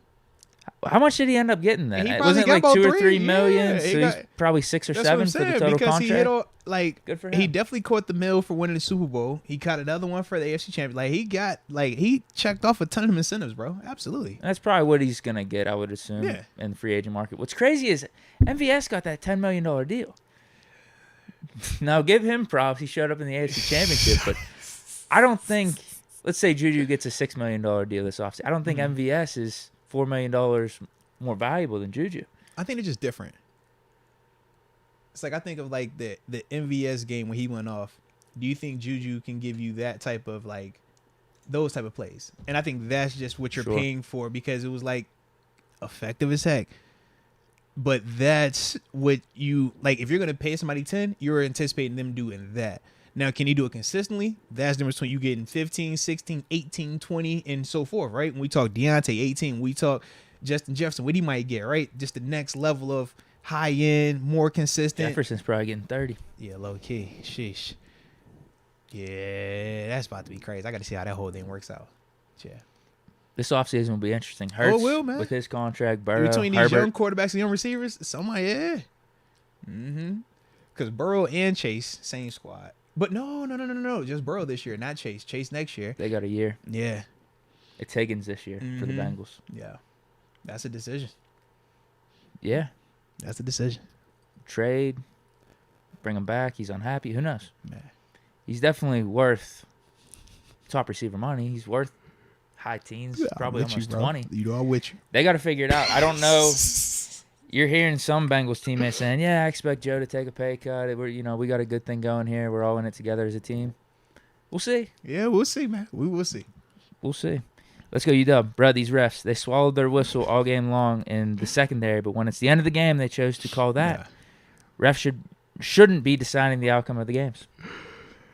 But if they don't call at the end, then they're still deciding the outcome of the game, though, right? Because it still would be somebody getting away with something that was a flaggable offense. That's the whole, But it just depends on the perspective we're looking at it also. So I get it. I definitely get it. Yeah, I don't think it decided the outcome. Yeah. I just think it was a shitty call and given the circumstances. Because do the Eagles necessarily win? Do they tie it? We don't know. Did Yeah. the Chiefs even make the field goal? All right. We have no clue. But that's what was called, and Eagles defense did collapse a little bit in the second half. Like I said, I just hated the call. AJ Martinez. Shout out to Barbarian, D Brown, Fish Momentum, Trina, and all the great ones in the chat. Let's go. Master and Diggler, the best podcast. Sabotage 7 for We life. appreciate you, man. Let's go. Yeah, we might need to start like a biker gang or something. Sabotage 7. Jeez. You got little patches. Yeah. Leather jackets, leather vests. Jesus. That'd be kind of cool. I'm Steal the gonna nation. start the rival game with MC online. Just MC. MC, they know what it is. Yeah, we'd take pictures. Do you ever see that picture with Big Ben and his? I think it was a Harley. He was definitely on a motorcycle. He's got like a backwards Jordan hat and shades on. You ever see that? Yeah. That'll be All our dudes, team yeah. pick. Yeah. Sabotage 7. We'll all I get like on it. some I like it. Harleys. Have our jackets, the patch, Sabotage 7, and we'll just look badass. And then the Matt Canada one, we ride them little sidecar ones where it's like you got the regular bike and that little nub thing that you sit in. So who's riding the actual motorcycle? I don't know yet. You got to get like Ubers or something for it. It's a work in progress right now. Steal the nation on fire. The Eagles are the little brothers to the Steelers. Steelers will and still be consistent, unlike the Eagles. It shows in the history. Okay. Eagles got to make some payments here this offseason. Okay. We'll see. Now they definitely do, man. I think they're set up for some good success, though. Sirianni and Hurts combo. Come on, man. I think that's a Hurts really on the good rookie combo. deal still. Oh, he gets paid. Yeah, no, it's this this year. offseason. Yeah, That's why it's going to be interesting. you're right. I was under the impression that he had another year. He's got the right. case for 50. He does. If you got Kyler Murray getting 48 and shit, Son, he's got the yes. case. But this is the issue, though. Kyler. Deshaun Watson getting 48. Hurts has a case for So then, what are you paying 50 Lamar? plus. If Hurts is getting 50 plus, what does Lamar get? I think Hurts deserves more than Lamar. I do. But I think he'd be close. Here's my point. Hear me out here. I'm here. I think Lamar deserves more than Kyler Murray and Deshaun Watson as well. So, like, if you're looking at that market, that's 50 as well. That's Fair 50. enough. Burrow, Herbert, Hurts. I'm just like, Bruh. It's a lot, dude. I'm wondering this. This is going to be the most interesting thing. Is it going to flip a little bit with this quarterback market like it did the RB market? Where it's just like, we can't allocate this much cap space. Kyler is the one for me. Kyler doesn't fit. Watson, I could understand. And with the circumstances around it, because you had to do something over the top to even get him. Like with the whole trade part, it's like, I get that. So it's like, that deal's still an outlier to me. The Kyler is the one, though. It's like, if I'm Lamar, if I'm Hurts, you're not taking less than that. But if you're one of these organizations, when you talk about paying these dudes 50, it's like... And you don't think if you're Harbaugh or Sirianni or those organizations, you're thinking like son, man, we got a good system here. Yes. Like, I know he's a really good player, but if we could cut that cap space in half, I think we could still win. But once again, when we start talking about cutting it in half, that's the question you ask. Can you win with a little less version of Hurts? Can you run that offense with a little less version of Lamar? Those are the questions, man. Them dudes are unicorns. Both of them dudes are different, man. I like both of them a lot, but 50. Oh. But yeah, Kyler getting 48. How do you... And then it comes down to the Lamar got player, an MVP though. as well. Yeah, it comes down to the player. Because that's my thing. If I'm Lamar, I'm like, man, I'm looking at Hurts. I'm like, Hurts, you balled out, but you had a team. That's a team thing. Your team went to the Super Bowl. Your team is nice. Your coach staff is nice. You seen what the Ravens look like without Lamar. They still find ways to win, but it is very different in their manner than it is when you watch the Eagles win. The Eagles have a better team, a more complete team. So that's my whole dilemma when we're talking, would you pay Hurts 50 because of, what he's been doing there? It's like, yes. But at the same time, I'm looking at it and I'm like, man, you got a lot around you. But Lamar, I'm like, both of them dudes gonna get it. Yeah, both of them dudes deserve it. Again, comes down to the individual. What do they want? Like, what if Hurts does like the team and he realizes, like, hey, I'm not going to have as much success if I can't have as many good players around me? Yeah. I'll take like 40. You look like at Mahomes and Josh Allen deal are looking amazing right now. They're perfect, bro. They're in the perfect sweet spot. They're perfect. Bro, A.J. Brown, you got to find it. And like I said, that's what it comes down to. Hurts. You start taking that money, you ain't throwing to A.J. and Devontae. You ain't getting both. It's one or the other. Yeah. Because A.J. was on one, bro. A.J. definitely. Yeah. If you're Harbaugh, are they thinking of a Lamar Jackson trade right now and trying to get, like, what if they brought in like a Stroud or a Young or one of these dudes? That's cool. Once again, just remember, you're going away from a proven league MVP to a first-round draft pick. Good luck. Yeah. Like, that's how I look at it. Good luck. Here's my thinking, or why Harbaugh, because it's a weird scenario with the Ravens right now. Yeah. They're saying, hey, you have input on the OC, but now I'm seeing trade rumors popping up with Lamar. They're going to tag him, and they still can't come to an agreement. Because the trade rumors stem from, if you can't get a deal done, you're not going to let him just leave. So you're going to get some type of compensation. So you got to tag him to, number one, keep him under contract. That's the They're formality. definitely going to do that. Right. No matter but what. then from there, it's like, all right, if we're not going to get a deal done with you, now we're just going to trade you so we can get some type of asset in return. That's why they kind of go hand in hand. But I think Baltimore's priority is to sign him. That's why they want him involved with the OC search. But it's really going to depend on what the number is. That's what TG was talking about. And I'm sure if you Baltimore, you're like, I love Lamar, but for 50, that's tough. Especially, and here's my point. There's definitely a drop-off in their offense, but they got to be thinking like, hey, it's not pretty with Huntley, but we almost beat the Bengals. True. So if we got an upgraded version of Huntley somewhere in between, we still might be all right. Once again, though, you just got to ask yourself, do you want to play it like that? Yeah, exactly. Do you want to roll the dice? I could see. You know what I mean? My point is, I could see why Harbaugh would have that confidence in saying, like, I think we could maybe get by. Yeah, that's my whole thing. I'm just like, you know how I feel about it. If I have something that's proven, I would much rather pay to keep it proven than take a chance on something cheaper because, oh, yeah, man, this is way cheaper and it kind of looks good, but we know these are two very different styles of game, college versus pros. But we know this is proven right here, but we'll move on from that because this is cheaper and we just like it. If it works, then great, you hit the lottery. But if it doesn't, now you have to do what? Hit the reset again. And who knows how many more times you got to hit it. And that's what we talk about when you have one of those quarterbacks. When you get them, it's a reason why they typically never hit free agency. It's a reason why they typically never leave that team because we know how hard it is to get these guys. That's why they're so vital. That's why they cost so many first-round draft picks, why they get paid so much money because of what they can do. Joe Burrow single-handedly changed that Bengals team. Did they not? before Joe, after Joe. It's like, man, we look at them very differently. How we look at Cleveland, very differently now that Watson's there. How we look at Baltimore, very different with Lamar versus when it was Flacco, especially in the back end of it. And that's the thing. It's like, man, when you got that guy, it just changes. How we looked at us when we had 7 here versus when we went to Mitch and then went to Kenny. It's just like, all right, this is a little different. Now we're going to start building that back up, and that's what we're doing with Kenny. But it still isn't the same level of confidence as when we saw 7 running out that tunnel. And I just think that that's one of them things. If you Baltimore, you got to feel like you're close. You have to feel like you're right in the mix. But you have to ask yourself, if I roll this dice and it doesn't hit, Yeah, especially if you're bringing in a that rookie. kills me. That kills everything I have going on right now. Yeah, rookie's different. And at quarterback. So I'm either going. They're one of those teams, though. Weirdly, it could just be a shit game. Their quarterback, because they even did that with Flacco as a rookie. Think about it. I think they went 12-4 with him. But think about it. You can win like that. It's not about can you. It's margin of error. What we just see in the Super Bowl, right? Yeah. We just talked about the Super Bowl. A handful of mistakes. That's the difference. Can this guy be Kirk Cousins, right? The difference between the elite versus Kirk. Kirk isn't going to be able to play 4 quarters every single week, mistake-free, and make those throws. He can't do that. A lot of quarterbacks can't do that.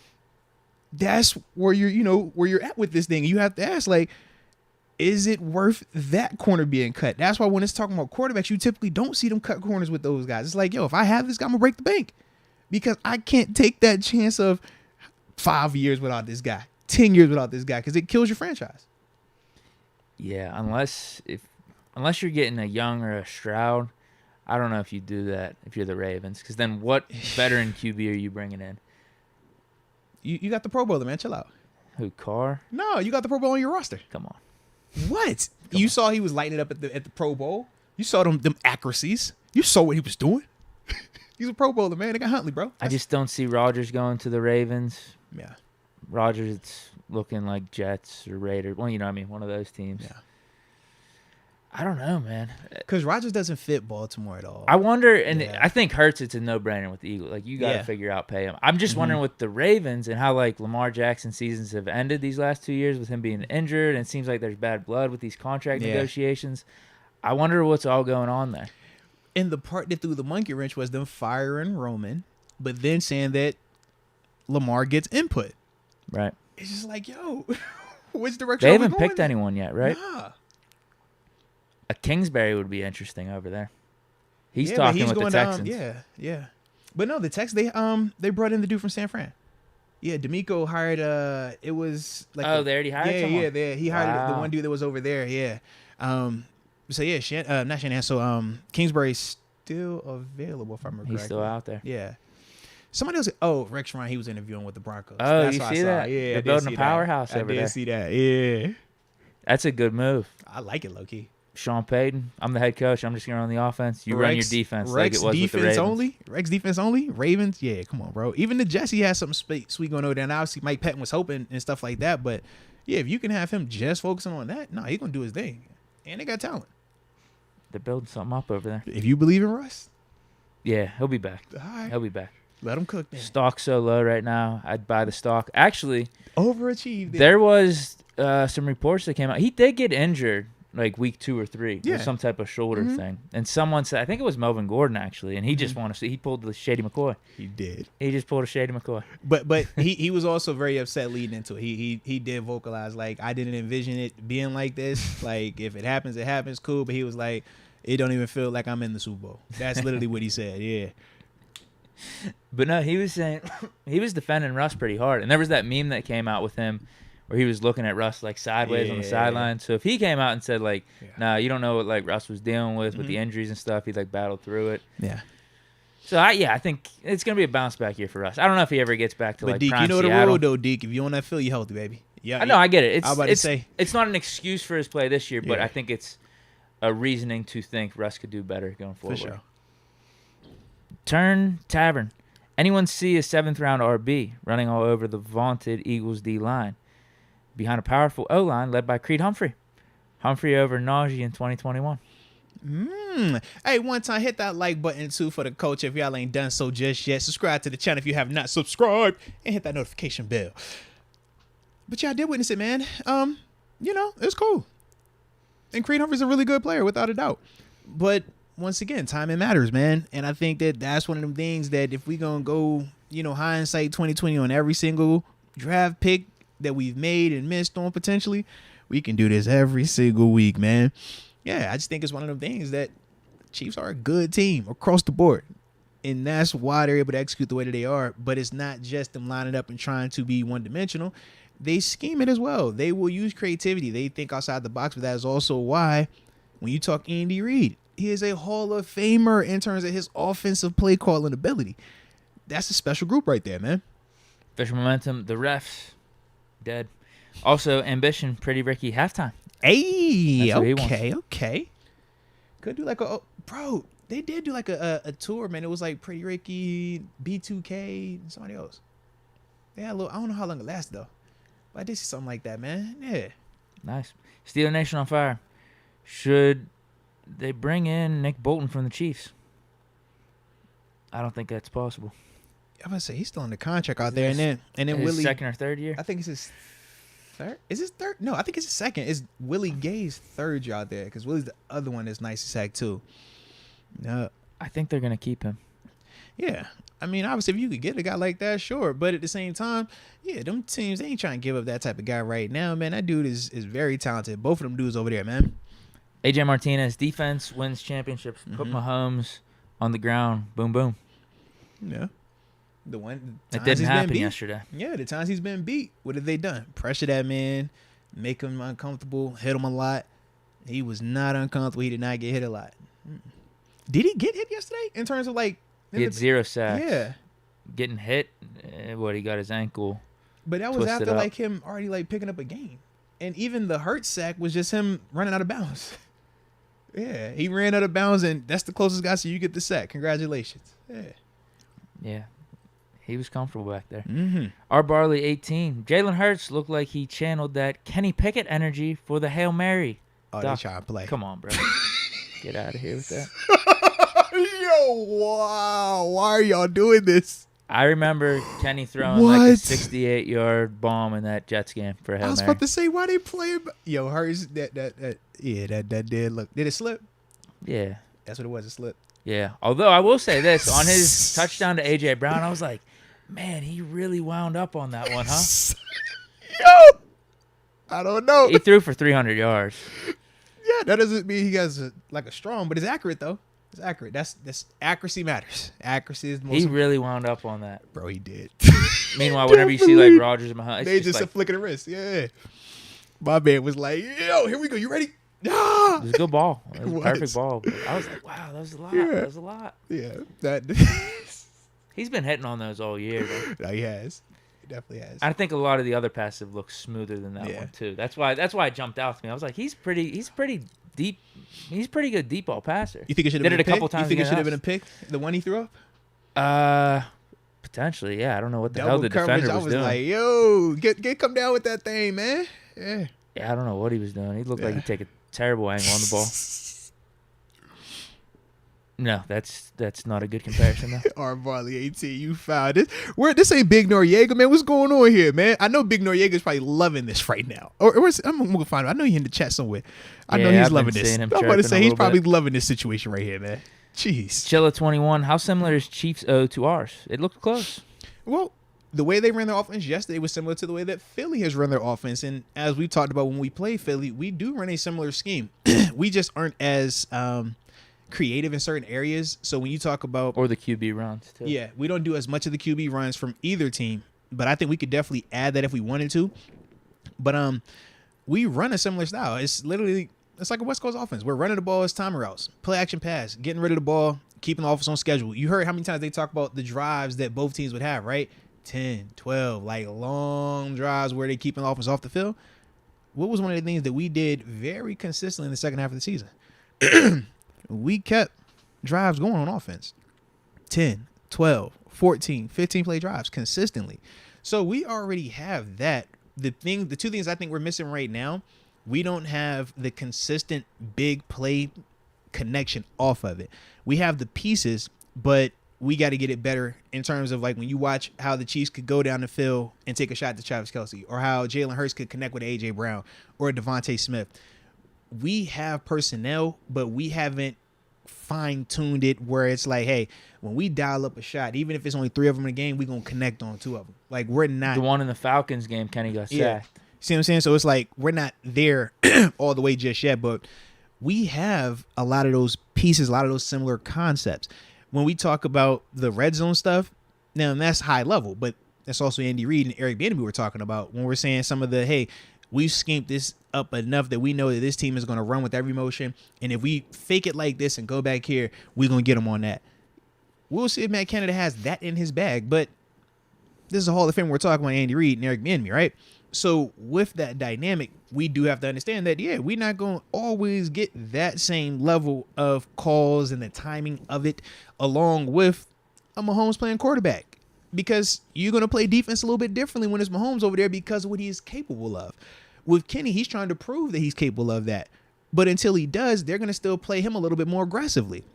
With Mahomes, you're not playing him always the most aggressive. When you look at Jalen Hurts, they're not just attacking that because he can beat you with his legs. He can extend the plays and he can hit the pass that he needs to make. We said the same thing about our offense at times. To me, that's just the thing, though. Like we said, they're just ahead of us. Quarterback, Patrick Mahomes, more proven than Kenny Pickett. Jalen Hurts, more proven than Kenny Pickett. Talked about the wide receivers. A.J. Brown, more proven than George Pickens. A.J. Brown, more proven than Deontay Smith. Deontay Johnson. Devontae Smith, right? Devontae, he done put together a season that we ain't seen from Deontay just yet. Pickens ain't got that just yet. We talk tight ends. Dallas Goedert versus Pat Freiermuth. We feel like Pat is going to be in that same class, but as you can see, just a little bit ahead. Offensive line. Their offensive line is definitely a lot ahead compared to ours, but we still have a good foundation right now where we're like, hey, we can either roll with it or upgrade certain pieces. We have a lot of those same similar pieces. Running game. I like our running. It just depends. It's exactly where the But Eagles that's where were we're at, though, bro. last year. Yeah. They were 9-8, right? Yeah. They started off that season, wasn't it 1-5 or 2-6, and they ended up going 9-8, squeaking it into the playoffs. It's just we didn't squeak into the playoffs. Yeah. It's kind of like the same story. You get in even with the hot. Bengals, they went 10-7. They started off like 500 through the first like 10 or 11 weeks, and they got hot late. So we're on that similar trajectory to all your points right there. Yeah. It's just, can we do it? Like, we got to see it now. That's all. So like we said, like even though You got to put the pen to paper. we look at our offensive line. Our left tackle, Dan Moore. Philly's left tackle is Lane Johnson. Kansas City is Orlando Brown. Lane Johnson, Orlando Brown, Pro Bowl, All Pro, $50, $60 million tackles. So could we upgrade there? Sure. But that's what you're paying. No more Taylor Lewan, though. Yeah, that's that. That's that. But when you're talking about what you would pay to get that type of Jason Kelce, you think Jason Kelce on a rookie deal? You think Jason Kelce getting, how much Mason Cole get? What, $4-5 million this year? Yeah. You think Jason Kelce getting $4-5? Like, you see what I mean? Like, that's the difference. You gonna pay for what you gonna get. We go in the draft route. It has been working out, but that's just one of those things when we're talking how to expedite it. Those are some of the areas. But that's also what we're gonna find out what we do this offseason with free agency and the draft. But yeah, man, we have a lot of these similar foundations already in place. We're just trying to catch up. Like I said, man. The thing that we have that those teams don't have are the edge rushers. Correct. Like, that's where our advantage is. Yes. They got it in the O-line, like particularly the Eagles. Like, Bengals, they just have a pretty good, well-rounded team. Yeah. They got, I think, a lot of it in the offense in terms of like their resources. For us, first we're a and little bit second more round heavier picks. on the defense side right now. Yeah, we got the offensive talent, though. Yeah, definitely. We definitely have the talent. It's just, okay, you're right. We're just like one level back. We could take that next step next year. Like, I don't see why we can't. But that's also why it's like, you don't doom and gloom or panic. It's like, Nah. nah, we know we already have a foundation. Can we catch this year? That's the question. Is it 1 year? Is it a 2 year thing? We're going to find out, but we're not far off of that thing. And that's the promising part with it, though, man. Let's go, UW. That call started riots in Philly. The Eagles fans would have destroyed the city regardless, but now they're doing it because they're pissed instead. Hey, shout out to Philly fans, man. Tell them go eat a cheesesteak, man. Yeah. Yeah, they were greasing the poles. You know what I'm saying? Yeah, go get you. I seen them flipping the car. It was like the second quarter. I'm like, bro, y'all are on one. What are y'all doing? Do we just accept this and just say, hey, chalk it up? It's Philly. It's Philly. It's definitely Philly. It's Philly. Like, there definitely need to be a rest for that, Philly. right? You would think. Or are we but just it's saying, Philly. oh, it's Super Bowl, it's a Philly, Hey, whatever. the car got I'm like, whose car? And did you flip it back over afterwards? Like, it didn't like it was part of it was like a row of houses, so I don't know whose house that was in particular, but yeah, that's my car you flipped over, man. It looked like a nice car too, man. Like, dang. 828 You style. imagine you come outside and dig your car flipped over, you'd be upset, bro. I wouldn't be too You'll be thrilled. upset, man. Yeah. Insurance should cover that, though. You would hope. Yeah. They hit you with it. Well, you flip it back over, we'll tow it. Like, bruh, really? 828 style says, Bradbury admitted to holding. I admire that. Hey, man, accountability, man. That's all we looking for. And that's why, I still like him as a player. But it was funny. I was like, dang, we just had Rob on here talking about Bradbury. We over here like, yeah, man, I think he'd be perfect over here. And I'm like, God, not him. No, not anybody else but him. But that could be good for us, though. Maybe it drops the number down. Drops the number It down. drops the number down, potentially, bro. right? Absolutely. Andrew, the problem is the consistency of calls like that. Yeah. No, and that's literally, where we were at with that thing, man. We want the gray area when it's convenient. We don't want the gray area when it doesn't, fit what we're looking for in that moment. And that's part of the difficulties of officiating. Number one, you're making these judgment calls in a split second, but you also have the human error part of it, where it's like, do I call this right now? Or the human element part was like, do I call this right now? Or do I say this moment is too big, let it ride? Like, I've never been an official, so I can't, talk about that thought process, and especially in a moment that's that critical, because these refs, they get in trouble if they make bad calls. If they miss calls, they don't get the chance to coach the referee in the Super Bowl. They are docked every single week.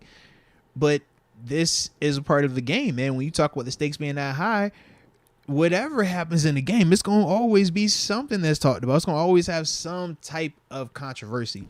And I think that's just what sports are. And that's why we love it. And that's why we hate it at times. But Yeah, unless we that's a part of literally it, want yeah. robots You see what I mean? out Like, there yeah. calling them. But again, Then you would be probably upset have about that. penalties on Yeah. every damn play. That would Right. be annoying as hell. And if they called it literally by the letter of the law every single time, you're going to be pissed. So once again, for the refs, they damned if they do, damned if they don't, man. Google East. Thoughts on banning the Eagles QB sneak formation? I mean, it's tough. It's tough. But I will also say this. It's tough. Are they the first team to do it? No, they're not. But they're one of the ones that do it at a high level, and it was in the Super Bowl. And once again, you see a play that looks like it's unstoppable. Now we They've start been saying, doing should that you all ban season. it? Think about it. They're not the only team that does that. A lot of teams have done that. But because Philly started to weaponize it in this game where you really couldn't stop it and they would go for it every fourth down and it was unorthodox, this is the response. Hey, man, since you can't stop, you got to ban it, right? But for me, I'm like, what's the difference between, you wanting to ban that, but y'all talking about taking away a hip tackle, or we can't touch the defender, or you can't touch the receiver, you can't hit a guy like that. It's like, this what y'all want. Y'all want offense to be unstoppable. Well, there you have it, man. I was over here, man, it was a play that were on the 2-yard line. They ended up scoring either way. But I'm like, bro, they ran the little, toss play first, and it gets tackled. I'm like, why would you run anything other than that daggone QB sneak with them dudes push you? Because the way Kelsey is able to barrel crawl and get underneath, that's your leverage right there. Jalen Hurts, even when he takes a shot from Chris Jones. What if they did one drive where it was that play the whole time and got 2 or 3 yards a pop? So this was my thing. So it's foul, but I was wondering when it would happen in terms of somebody trying to stop this play. So the way they're running it, they're going bear crawl, Hurts over the top. That's cool until your quarterback's hit in the face. The Chiefs never really did it. Even when Chris Jones jumped over, he ain't really try to send a message. The way that you would stop that, and the reason why they didn't want to do it with Ben a lot, is okay, you keep doing that QB sneak, your guys are going down low, your quarterback is sitting right up here up top. Headshot it. It's bad, it's dirty, it's not a good thing, but you want a person to stop running that play? That's what you do, because you hit Jalen Hurts one time legitimately in the face as a ball carrier, because that's what he is. You go down there and put that Rydell on him like he's a real running back, and I can assure you, they would not be calling that QB sneak as frequently as they were. If he getting bopped and you try to push him in the back and he's still bopping you every time, they're not going to do that. I was trying to see how long it would take for the Chiefs to really start to tap into something like that. Chris Jones flirted with it, but he still ain't really go there. But yeah, if they did a drive where they were going to call that back, After the fourth time, I can assure you would have seen a headshot. Yeah. Because as a defender, you're going to get pissed. You like, bro, we can't stop this because the guy's bear crawling. And Kelsey's a dope player, so you're not going to win with him snapping the ball, getting the head start. You're not going to get up under that. So now your alternative, I got to go over top. But if you leave your feet, unless you're violently hitting this dude, you're not going to stop his momentum. And with those dudes pushing, so you got that alternative. The other alternative is when they start pushing, you find a way to get your helmet right where his knee is. So when they pushing him forward, where's his knee driving into? Your helmet. And he's getting that knee squished. And that's the thing that they don't want. And he's like, no, stop pushing me. This hurts. Those are the things that you would do. Now, like I said, it's not the most savory in terms of optics, right? It's kind of like if you blow a dude's knee out. Hey, man, don't hit him in the head. All right, I'm gonna hit him in the knee then. It's like, it's not pretty, but it's an effective way. And that's why I think it's like, yeah, if you want to go there, you can stop it. But that's why I do think they'll change the rule first before they allow that. Because if I'm a DC, that's the answer to it. It's like, okay, they're not going to stop putting their quarterback on harm's way. The zone read. Everybody loves the zone read until what? The quarterback gets hit, right? How does TJ Watt defend the zone read? Does TJ Watt ever say, oh, man, you faked me out and just stop? No. He's like, you faked me out. I really hit you. I thought you had it for real. It's like, TJ, he know he ain't had that ball. But they only running a lot of it because of that. So it's like, those are some of the things you could do to offset it. But, yeah, it's one of them things, man. Shout out to Philly, though, for it.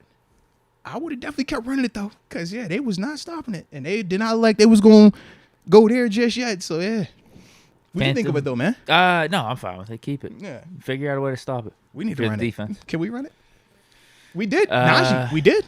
We do. How many times we saw Najee push Kenny? We definitely. It's definitely just we don't have all those dudes huddled up. We don't condense the formation like that. We do it as a regular, our and QB sneak Najee game pushes was it. really good this year. Even Absolutely. Mitch had some good QB sneaks. Yeah.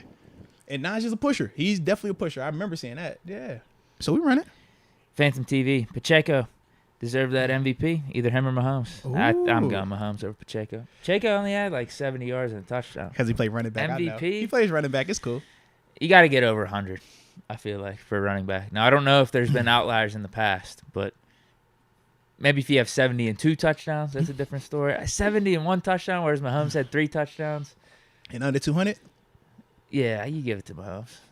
I feel like Mahomes was the rightful person. Because he plays quarterback, yes. You going Pacheco then? I'm just simply saying it's easier to say he's the right person because he plays quarterback. That's all I'm saying. I think part of it, too, is obviously it has to do with the quarterback position, but Mahomes goes down in that game. He plays quarterback. So Pacheco goes down. Chiefs are still winning. So it's most cool. valuable. It's a quarterback. Technically, Mahomes is most valuable. We're conditioned to always say quarterback. But then when the offense falls and it doesn't work out, we will blame everybody but the quarterback. Well, who won last year? Cooper Kupp won last year. Yeah. I would have won Stafford. See? Too. Cooper Kupp was way more deserving. Like him or Donald, I would have. James White versus the Falcons? No, dude, no. Okay. I'm just we're just bringing up multiple times where you could make a case for somebody else winning it. But I don't think this case is good for Pacheco though. Like White is better in that game. I think Kupp, Donald is better in last year's game. I'm not gonna never knock Mahomes getting another MVP. I'm here for greatness.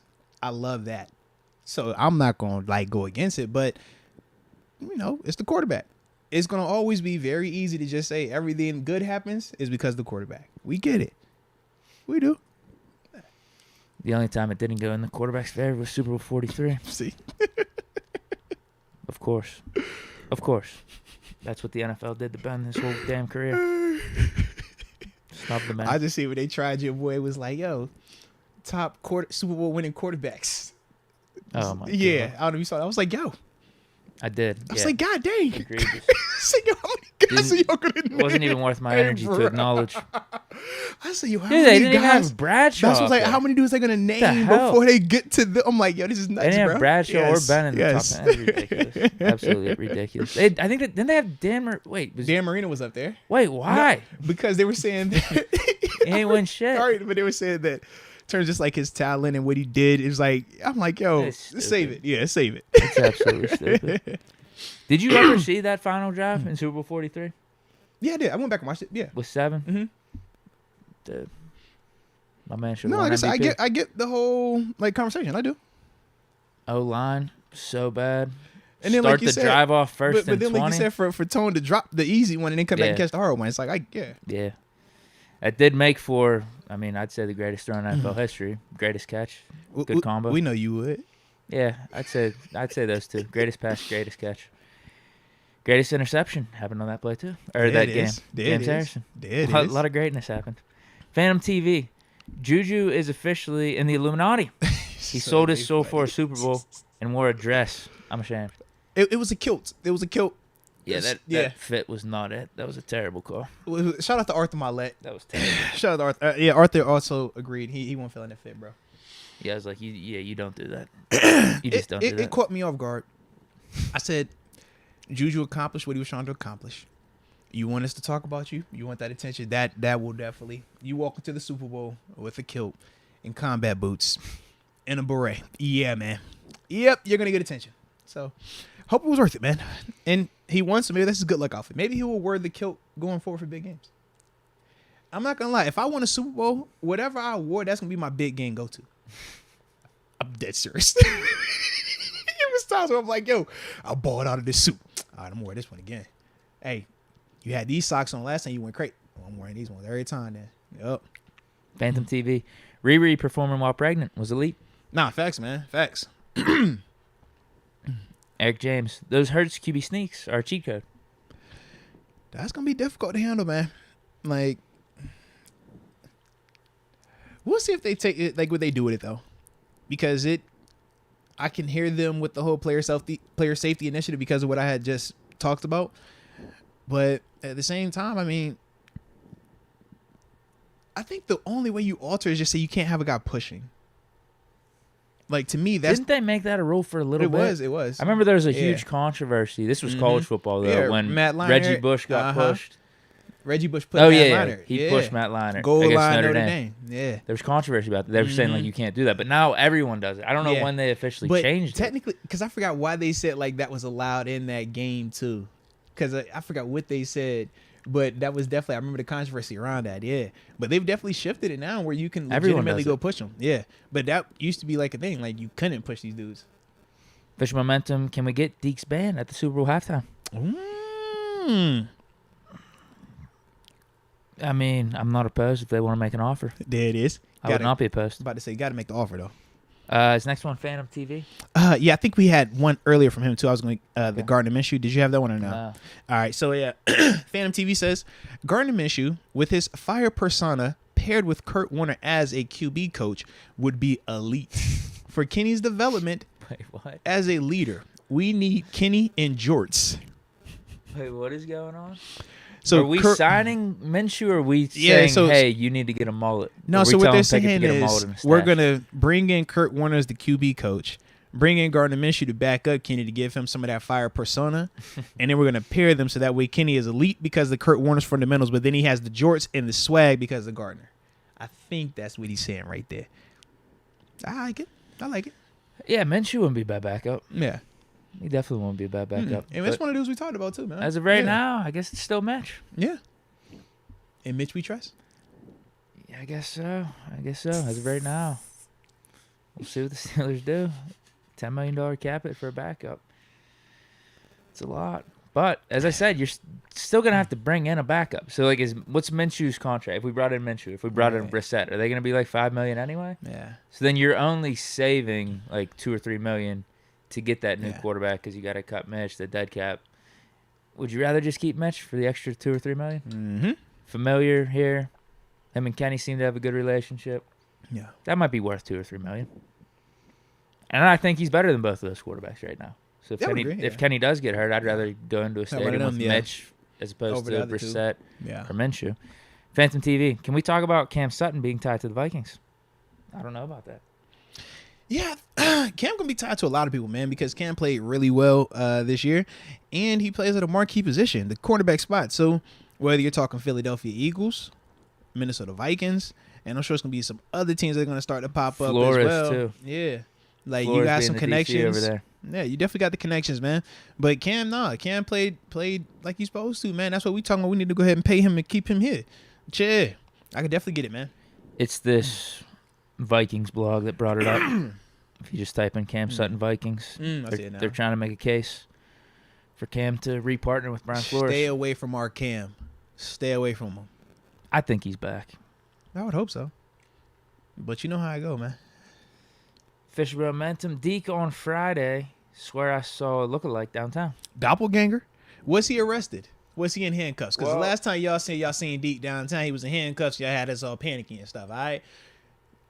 You weren't in handcuffs this weekend. There right? was that dude up in Indianapolis. He's still my profile pic on, I think, all my social media. Serious. You don't remember that? The Indianapolis Colts game? The guy popped up on the screen. Oh yeah, He looked just like he me. did. He did. He Whenever I definitely have did. the beard Yeah, and shit, definitely did. he had tattoo sleeves. though. Yeah, he definitely. Yes, He had bigger glasses, thicker I definitely frames. remember But that. I mean, though. it was Yeah, y'all look out. Yeah, it was pretty much there. Yeah, I should probably change my profile pic at some point. A2A style. They started allowing pushing players around 06. So Okay. I mean, that's right after that time. yeah. The The- NB USC game. Interesting, man. Interesting. Well, that's it for the super chats right All now. right, all right. So we get ready to go to this next topic, but before that, let's pay a bill real quick on the front side of this thing, Deke. Make sure I ain't tripping. Am I tripping? Oh, there we go. I'm not tripping. Today's episode is brought to you by True Classic Tees. Come on, man. You know they make the clothing, shirts, sweatshirts, sweatpants for the casual person, the one that wants to be comfy, the one that wants to have a little bit of an athletic build up top, but have a little room to play in the midsection. Oh, you see this hoodie? It's one of theirs. Shout out to True Classic Tees, man. This is what they do for you, man. They create that type of comfort, that type of loungewear that you need when you're watching sports, when you're kicking it with your family and friends, or you just want to get lost. All right, but the thing that I also love when we talk True Classic Tees is the fact that we have a promo code, and that code is MOATS. You use that, you get 25% off of your purchase at trueclassictees.com. Like I said, man, you can't go wrong with them, man. They have a plethora of options, though, from hoodies, sweatpants, long sleeve t-shirts, short sleeve t-shirts, shorts. Check them out. True Classic Tees. Salute them. Yes, sir. All So what's next on the docket? So I do want to get to these prospects. 552. So yeah, we're gonna talk these prospects, and then we'll come back with them NFL honors and stuff maybe later. Sound Okay. good? Works for me. Yeah, because I do want to talk to these dudes, man. So a little excited about these guys, man, because we were talking a little. Want to talk some of these nose tackle prospects for a few, just because we know that offensive line, defensive line, the trenches is potentially one of the main focus areas for the Steelers with free agency and the draft. And we got some guys that y'all have been bringing up on multiple occasions, whether it's through the email address, moatswinners@gmail.com, or even on the contact page on arthurmoats.com. We do like names y'all sending in, some of the mock draft stuff like that. So we did want to tap into a couple of these nose tackles, right? And the three that we're going to talk about today, Siaki Ika, the nose tackle from Baylor, number 62. We're going to talk about Keanu Benton, the nose tackle from Wisconsin, number 95. And then we'll wrap it up with Mazi, or is Mazi? I think that's how you say it, right? Mazi? I think Mozzie. Mozzie. I've heard Yeah, Mozzie. I've heard Mozzie. Okay. Mozzie Smith, number 58, the nose tackle from Michigan. All right. So, take me a sip of that drink, you know what I'm saying, before we get the zapping. I think you're right. Your theory from last week, whenever you're watching these prospects a little bit, you're just like, damn, how can we make this work? How can we bring in one of these guys? But you only have so many picks. Somebody picks, yeah.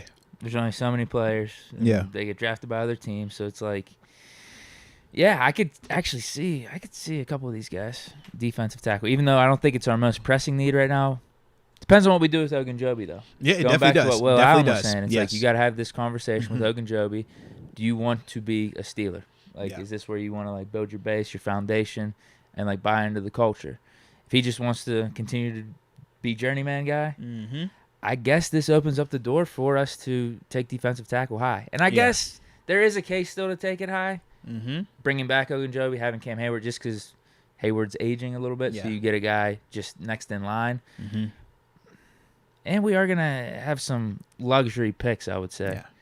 depending on what we do in free agency. So, like, we might be doubling up on positions where Yeah. it's like, we didn't need it that bad, but we're Mhm. just taking best guy available. Yeah. So, who knows? Maybe one of these guys are going to be one of our picks. Now, I'm with you on that, man. I am with you. All right, hit that like button on the front of this thing.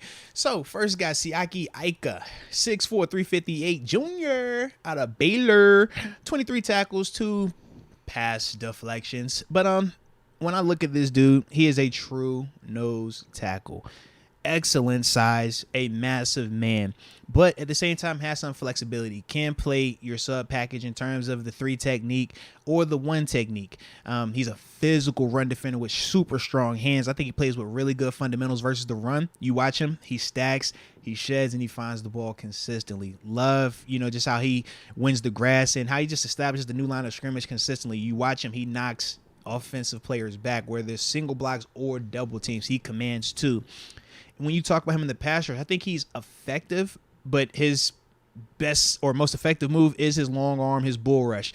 Once he gets going, if he gets you rolling, you're not stopping. If he gets that long arm on you and he's locking that thing out, you're not stopping. That's what he plays with, and I think he plays with good effort as a whole. He kind of reminds me of like a Lodi Nada almost, bro. Like, he gives me that type of vibe when I watch him, bro. I was going to say, could he be our next Casey Hampton? Yeah, like, I just think he's bigger than Casey. Casey's a little bit shorter. Like, to me, he's just bigger body, and that was the only reason why I thought Haloti versus Casey, but very. But in terms of like hey, we got a nose tackle Vince Wilfork, right? A true nose, like that's this dude right here. Some of the cons, to me, he's a 2-down player. Can he be effective in terms of the bull rush and long run that we talked about? Sure, but it is very limited at the NFL level from my perspective.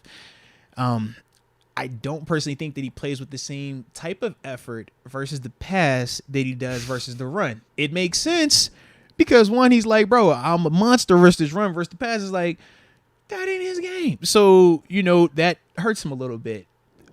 Part of that, they would utilize him as the looper at times. And I'm like, why are you having this big 350-pound man looping around like he going to contain something or run something down? That is not his game. And I think that was also why you would see him kind of conserve the energy on those. Do you think there is potential for a 3-down player? I think with the right coaching, you can make him an effective rusher, but he's never going to be an elite pass rusher.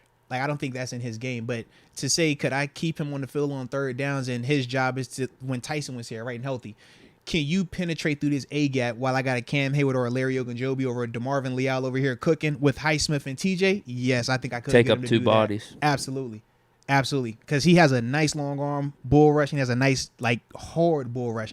Problem is, they don't run it for him consistently where he's going to be one-on-one like that. A lot of their stuff was they're going to game and twist, and that's not his game. So that's why they would sub him out for some of those obvious passing downs. But when they would keep him in, when he get a chance to just go, yeah, man, he could penetrate. He could cause a little bit of havoc back there, but that's just not his game to me. You know what I mean? Like, so that's why I had him limited more so as a 2-down guy.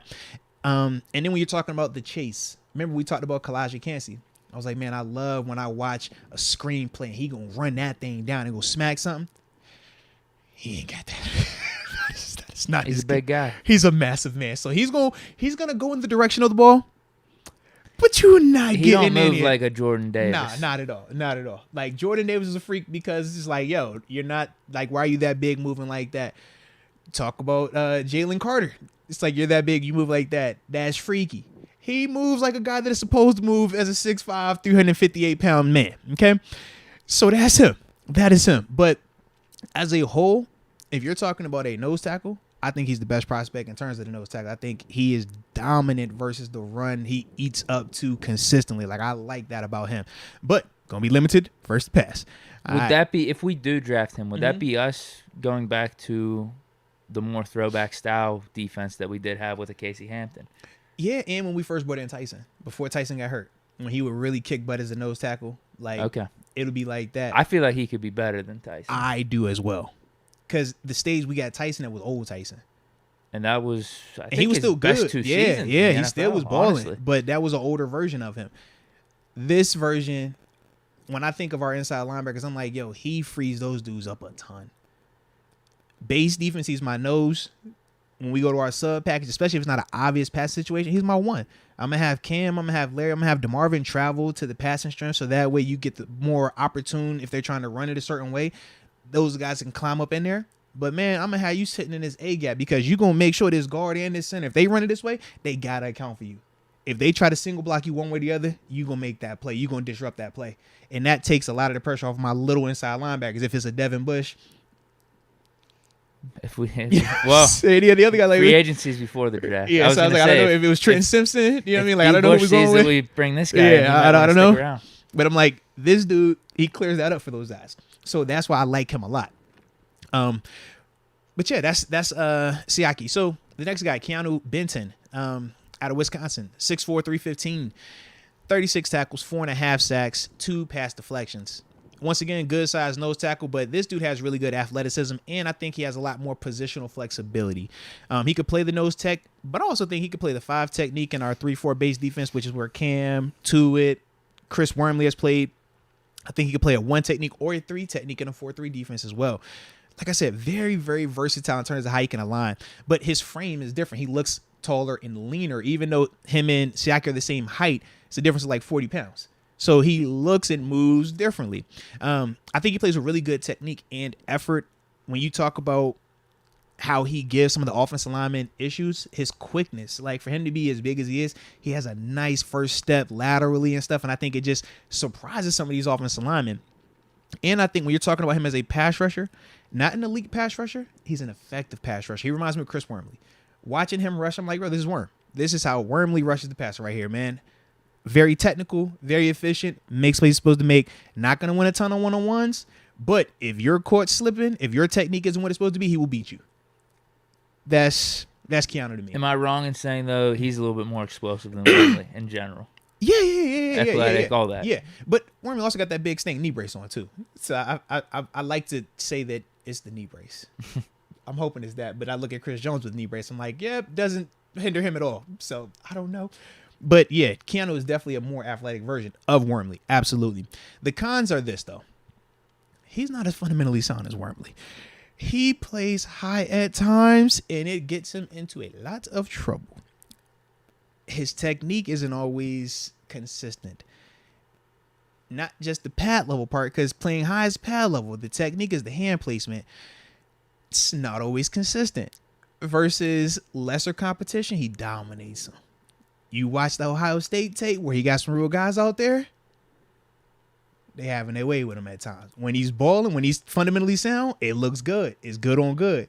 When he's playing high, that boy on roller skates.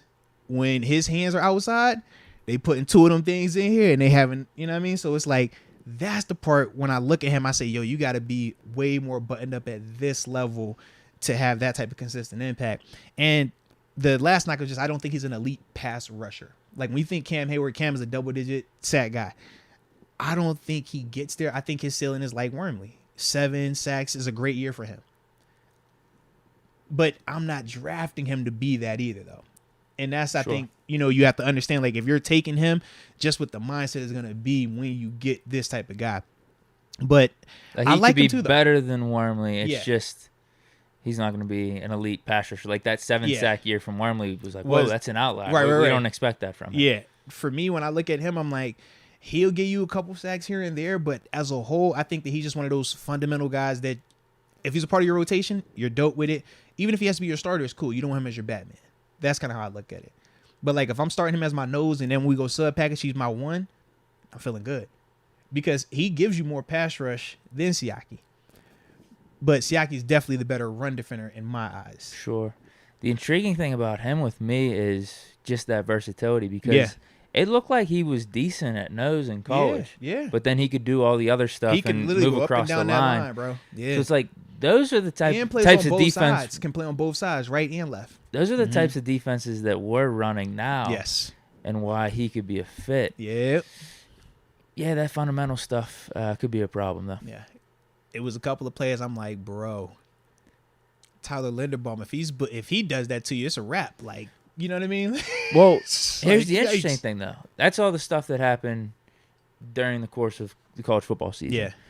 You hear all the buzz he got from the Senior Bowl? Like, they were saying, like, he absolutely dominated. It wouldn't surprise me. Honestly, if it's not the, like, high end, he's going to cook. But the problem is, are you facing the Senior Bowl guard and center in the NFL? You're playing high end. You see what I mean? For the most like, part. Yeah. There's like, some players that aren't high end, but but it's we can talk about them later. You know, when you at that level, it's like, man, it's weekend, it's play after play after play. So that's the only thing with the Senior Bowl and with these All-Star games is just different. And they're not scheming it up for him. remember we talk All-Star games like athlete on athlete. It's kind of like the preseason. You get you a matchup, you get you somebody that you just a better athlete than, then you good. All-Star games, Senior Bowls, that type of stuff happens. But I can't unsee the stuff that I was watching on tape. And it was like, yeah, unless this is the best guard, coming out, I don't know. Because he was definitely giving my man fits. And it wasn't just the guard. Then it was the center. Then it was the right guard. And I'm like, God dang. But it was literally whenever he was high. Only when he was high. When he played with pad level and technique, he was giving them boys fits. And then even when they subbed out, because obviously towards the end of the game, Michigan was up. So, so towards the end of the thing, Ohio State, I want to say they subbed out their starting offensive line. Oh, he went on a tear. It was like, bro, this is crazy. What do you think of when you see tape like that?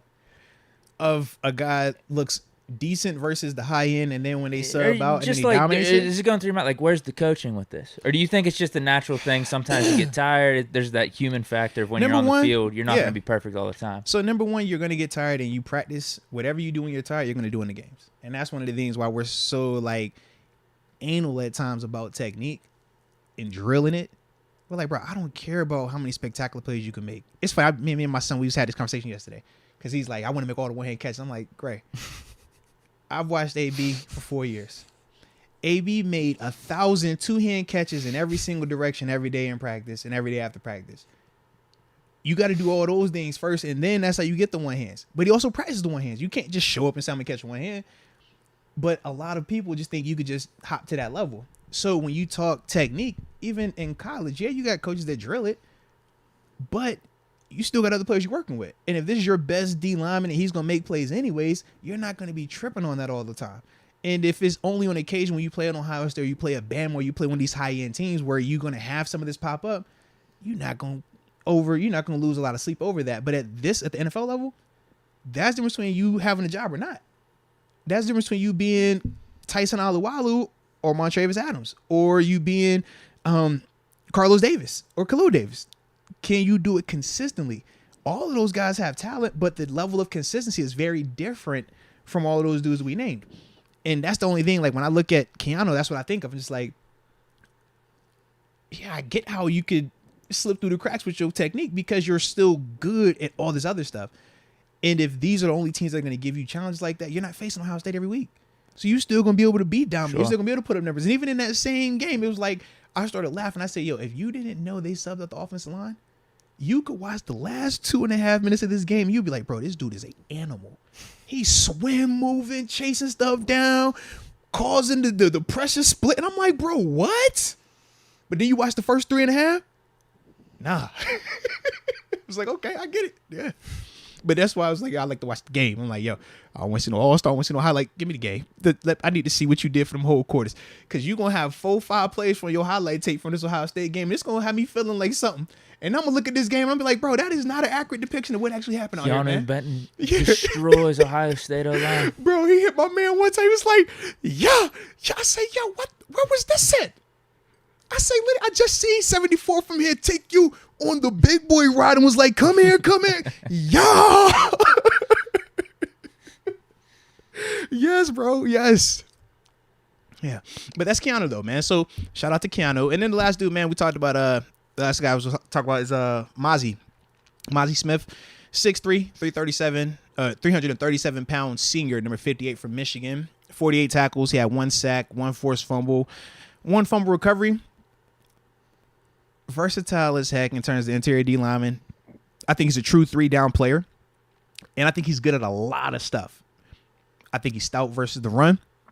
At him, double team. I think he can chase as well. Generates good pressure in pass rush situations. Plays with good effort. I think that, when you talk about him chasing stuff down, he does that. He has really good technique. I watch him. I was like, he's like a poor man's Larry Ogunjobi to me. Like, that's the player that he kind of put me in the mind of while I watch him move and how Larry, think about Larry, athletic as heck, could make plays. Would you say he's great at one particular thing, though? No. But really good at a lot of stuff. Not technically Cam at anything, but above Wormley, above DeMarvin, above anybody else. Just a solid NFL player. Absolutely. When I think of Mozzie Smith, I think of that. The cons, he's not the most fundamentally sound.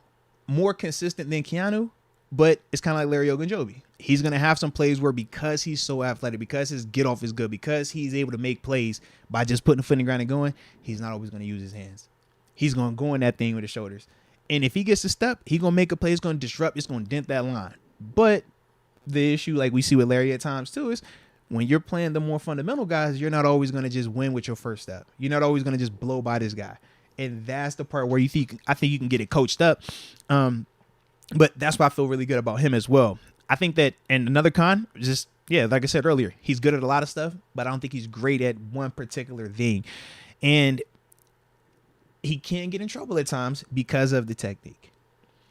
It doesn't happen as frequently, like we said, as Keanu, but that is one of those things for Mazi where it's like, if you get you some good, hard, consistent, like NFL coaching, like a true position coach just going to get on you and that's all they focusing on, I think he becomes an even better player. But that's the one thing that when I looked at him right now, I'm just like, he has to be just more fundamentally sound with his hand placement, with his get off. Because pad level, he plays with good pad level, but his hands aren't always the best. Who do you like between him and Benton?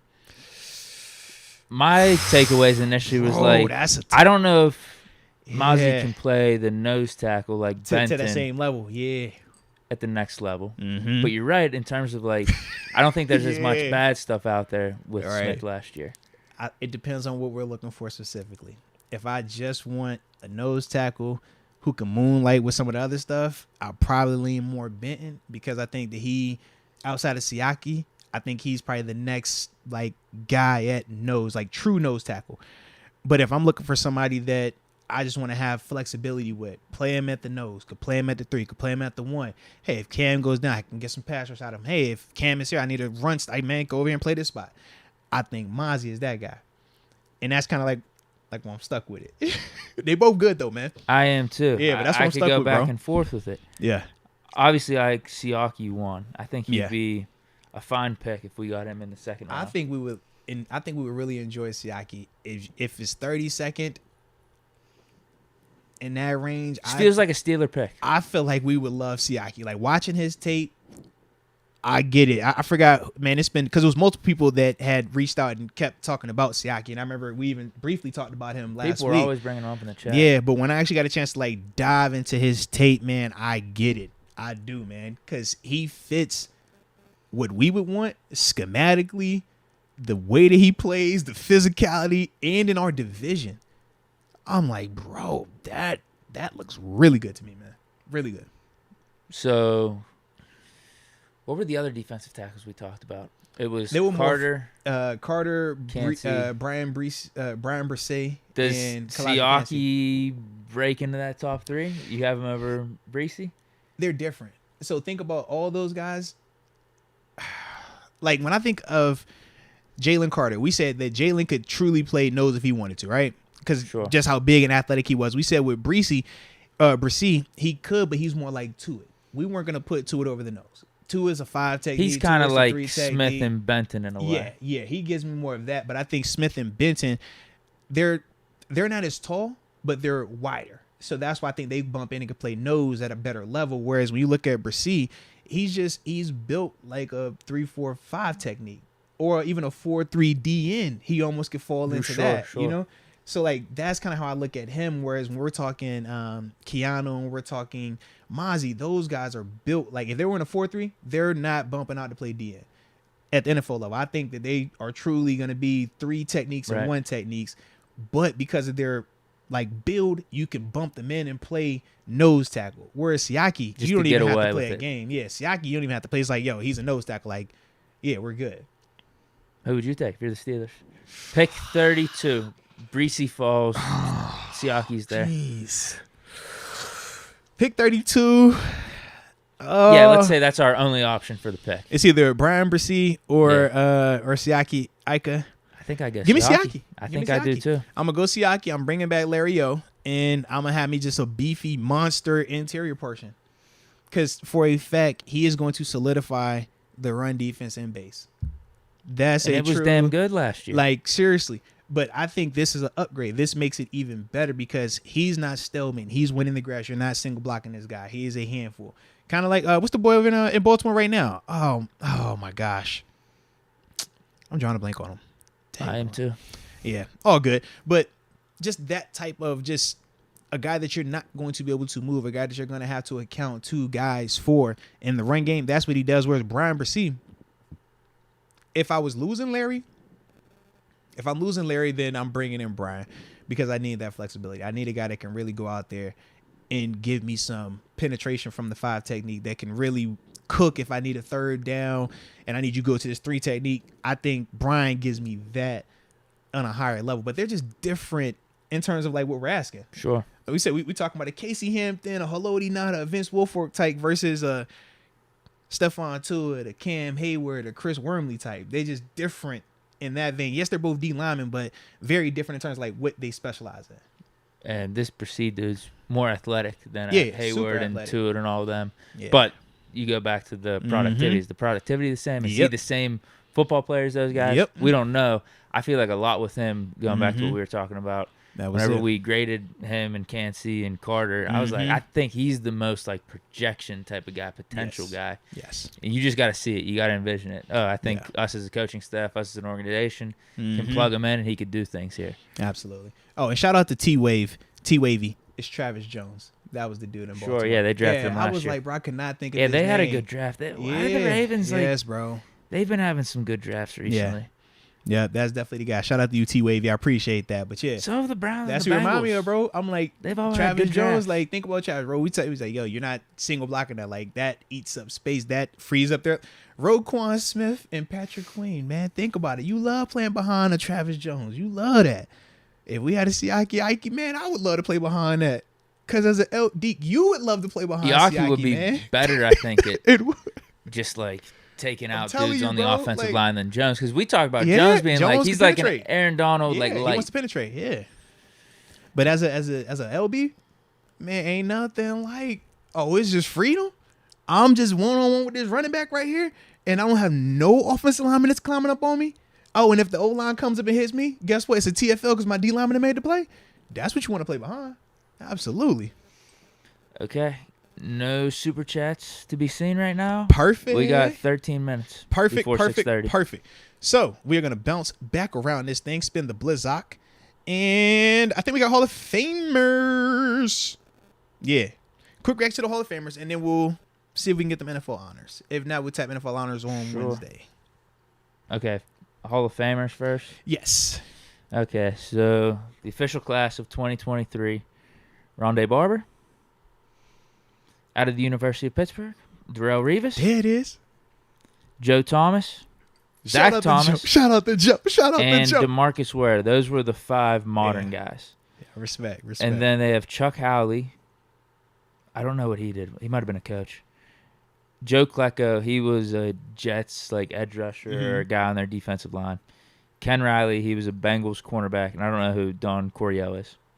I think he was like a contributor or something. I like it. Chuck Howley or Coryell, coach or contributor. All right. Either of those two.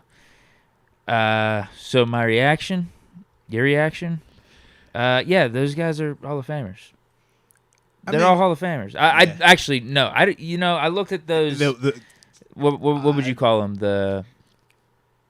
It's like the second wind guys. You know, they like go the legacy through, ones. Yeah, that's when who they get through the modern era. Yeah, right. Yeah, Yeah, not modern era. What do we? Yeah, I don't That's know what I they. thought it was called legacy, right? Maybe I like that legacy. Yeah, because the reason I think is because when Donnie Shell got it, I thought that's what they were calling it then. Okay. But I know that was like the centennial year, but it was Yeah, like where they added some more. Yeah, but it's like we're not like in the modern era. I thought it was called legacy. I could be off. I like that. Legacy works. It But just the seems a little classier. The I two hope so. legacy players, Joe Klecko and Ken Riley. I don't know, man. This goes back to my point of like, if these dudes are getting in, it's not even a question. James Harrison and Hines Ward should be in. Even though it's two It's not totally even a different question. times of football. When did they play though, bro? Klecko wasn't that long ago. But when was it? 80s. Though? That's still a long time ago, bro.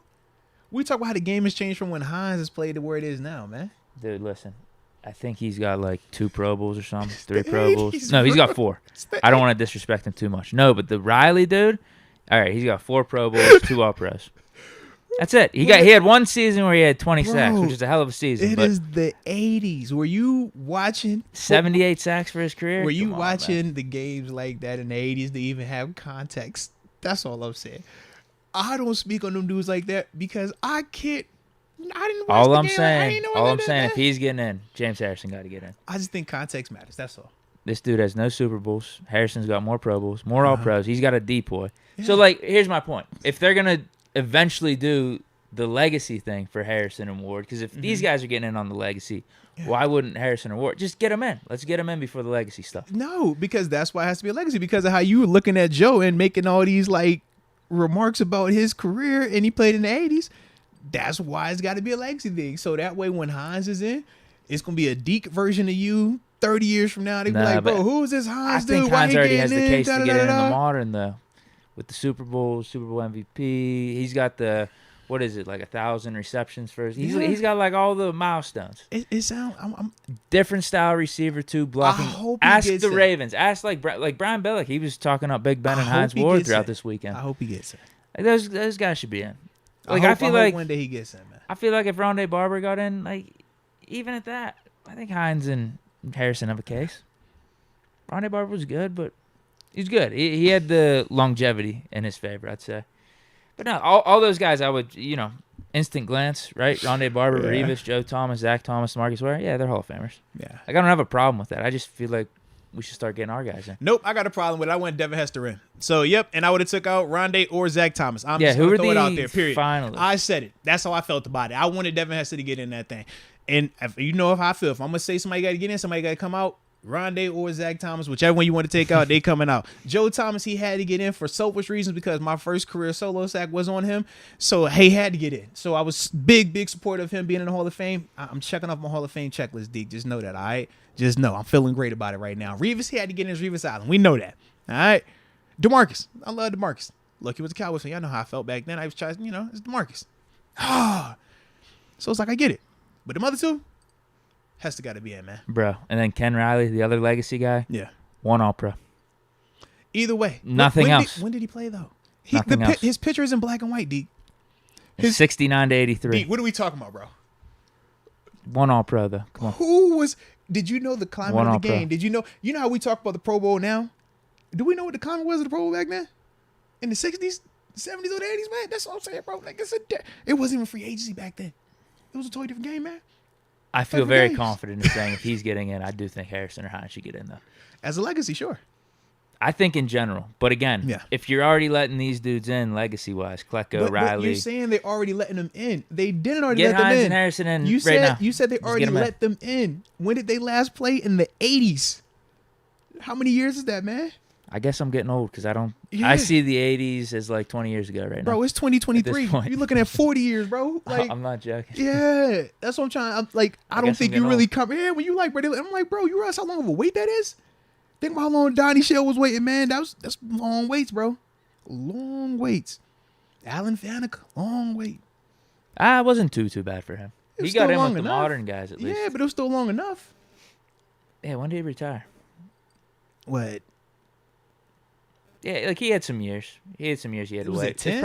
It's probably 13ish or something. I was say yeah, because he wasn't here when I came here. He was already done. I came here in 14. I can't. No, he was definitely not part of Yeah. the second Super Bowl team. So what? Probably 8? 10ish. You're right. Yeah. 10, 11, or 12. Yeah, And then you have to wait 5 years. Yeah, so he waited like 4 or Yeah. 5 years. long time, man. Especially for a player of his caliber too. I'm just saying, get Hines and Harrison in. I'm calling for it. I mean, we want them all. We want I want them all in. You know I do. it's not even just about the legacy guys. Yeah. Some of these modern era guys are letting in. I'm like, damn, dude, come on. Isaac Bruce is getting in. Come on. That's a case you can make. All right. I forget the other linebackers, but I think Harrison's got just as good of a case. Does with the depoys, the Super Bowls, greatest play, and Yeah. one of the greatest plays in Super Bowl history. Did I say depoy already? I don't know. Yeah. We'll give him a second depoy. He's got all pros, Pro Bowl. Like, Just give it some time. He's good, man. Just give it some time. Just He's give it good. some time. just get him in. I'm just trying to stick up Yeah. for my guys. I'm with you. I think they will get in. I just don't think it's going to be anytime soon. But that don't take away from their greatness. Just think it's one of them things, man. This the Hall of Fame we talking about. And we view our Hall of Fame differently than like we talk about with the NBA or the MLB. It's like, They're opening up a little bit right now, though. you say that, but we hollered about a legacy pick for over 40 years. Like, that's a long wait, man. 40 years is a long time, bruh. And for you to be getting criticized 40 years after your game, 40 years later, we like, yo, no, I wouldn't. Man, with the All Pro, someone in 40 years. D, you ain't even been alive for 40 years. I haven't even been alive for 40 years. Well, I think here's my point. Ken Riley passed away June 7th, so he's not even getting to see his flowers. That's like Bill Nye. So, yeah, can we get these guys in? Let's just get them in now. No, we know they're Hall of that's Famers. just Get them the in. sucky part of life. You just never know when it's going to be gone, man. But that don't mean you, on the front end, we just start throwing everybody in this thing. Yeah. Get the people that are deserving, like a Hines and a Harrison. They said Debo going to get in eventually. I don't know. As a legacy, I think he will. I don't know. I think him and I hope Hines so. will get legacy picks, man. I think they both will. But like you said, the ding that's going to hurt Debo is the 100 sacks. Like, that is a big deal. Jared Allen didn't even make it, and Jared Allen had 100 of them things. He was a finalist. I think he's a Hall of Famer, too. I do as well. But it's like, that's some of the stuff that you got to deal with. Now, we'll make the case for the postseason, and that is a huge element. It's going to be interesting, though, bro. 626, you want to go over to the NFL honors real quick? Yeah, quick question, though. And I think we've talked about this before. If Hines is in, does Edelman get in as well? Listen, I'm fine with Edelman getting in. I actually am. I know he doesn't have all the regular season stuff. Dude, what he did in the playoffs, I'm fine with Edelman getting in. What are we doing? I think I said that when the conversation first came up a couple years ago when he retired. I'm good with Edelman getting in. Come on, bro. What are we doing? I am. What are we doing? Dude, some of those playoff performances by him were insane. Oh, my Super Bowl gosh. performances, too. Falcons game, the Seahawks game. He played damn good in the Rams game, too. Him and Gronk had No, some he's a dope pretty good player. receiving yards. He is a dope player, bro. I just didn't think you thought him as a Hall of Famer. That's all. To me, I think I would not be he's a opposed- really good player. I would think not be he's dope. opposed to him getting in. I would not be opposed. Am I Is gun-ho for it? Is it exclusive because of who he is, or would it be because it opens the door for Hines? No, nothing to do with It was Hines. just I think they exclusive for him. both Okay. should be in. Like, if Fair enough. you told me Hines and Julian Edelman got in, I'm good with both of them. Gotcha. Okay. Yeah, I just didn't know how you. If felt I had about to it. pick Yeah. between the two, I'd go Hines over Edelman. That's how I feel. If I'm choosing, Hines is in before Edelman. Yeah. But that's why I don't view Edelman on that level. Yeah, Edelman gets tough because then you're like, okay, do we let Brandon Marshall in? You see, like that's a slippery slope to me. It is. I'm over here like, Brandon Marshall has the better regular season stats. Yeah, but Edelman Better has the longevity postseason throughout stats. regular season. Mhm. Yeah, but what Edelman did, I mean, it counts. I mean, you're seeing Terrell Davis getting in. So once you said that, if Edelman's getting in, is Brandon Marshall getting in because we did their regular season? It's a thought. Come on, Brandon bro. Marshall was damn good, though. Once again, is that Hall of Fame though? It might be. That's the whole knock with Hines. Is he really good or is he Hall of Fame? I think. Let me look at Brandon Marshall's stats. How many receiving yards do you think he's got? I think he's got like 13K. Bro, B. Marshall went on. He had the 100 receptions, 1,000-yard receiving tear. Like he was on that. Whether it was with Cutler out in he did it in Denver, then he did it in Chicago, then he did it in New York. He was bouncing around, do whatever. He nice. I like B. Almost Marshall, man. 13,000. Yeah, B. Marshall 12,000. like that, bro. 83 touchdowns. Nah. Doesn't have the Hines 1,000 receptions, though. 970. Ooh. 6 Pro Bowls, 1 All-Pro. Did it with multiple teams. I don't know if that's necessarily a good thing because he was flying all over the place. It just shows that his talent could travel. It That's could travel. Yeah. Because some people are going to say, are you scheme? Are you product of the coach? Or you like that? B. Marshall, he one of them dudes, he just like that. He was But you good, know, man. he got some other stuff that come with him, but he liked that though. Yeah, that's what I mean. That was Yeah. one of the reasons why he jumped from Yeah, team to team. he's on the TO. Yeah, absolutely. Like Little bit. you gonna run into that something. Yeah. But he liked that though. He's in the consideration. You, I'd take Hines over him, You though, know, these too. are all these are all the people that we love to watch. These people that we grew up like really remembering. So, of course, man, if B. Marshall got it, it's like, yeah. But when I think of B. Marshall, I don't think of him as a Hall of Famer right now. Like when I think of the wide receivers right now, I think of like Andre Johnson. And to me, remember when I was like, yo, to me, Andre Johnson is a Hall of Famer. He should get in over Marshall. He should get it over Marshall. Like I look at it like that, Holt, and that was why when Reggie I was Wayne. like, but that was also even when we talked Hines, I was like, I would take Andre Johnson over Hines. I would take Andre over Chad Johnson. Like I would take Andre over a lot of these dudes, and that's just like when I think of that, I'm just like, okay, are they better than him? I think of Megatron. I'm like, Megatron's up there with him. Not even a question. I He's think in. I think Antonio Brown, he's up there with them. Now, AB, the thing that hurts AB is kind of like with Brandon Marshall. Some of the, It's way worse with AB. it's 100% worse. It's way worse. I'm so, in fact, look, I apologize, Brandon Marshall. I did not even mean to put you into that because you are actually not even like that, man. I can rock with you. He took care of his issues. And Absolutely, because he was bipolar. He had the bipolar stuff going on. Absolutely, man. He sought out help. Yeah, and talked then about him and his lady. I remember him and his wife. Yeah, she stabbed him, and they still are together, if I remember correctly. Like, shout out to that man, bro. Without a doubt. Yeah, he was not on the AB on that level, but when I think of AB, I'm like, yo, that's Hall of Famer. You know what I mean? But he has the TO was gonna hurt him. What they did to TO, I said, oh yeah, AB, you was way further along that line, man. So yeah.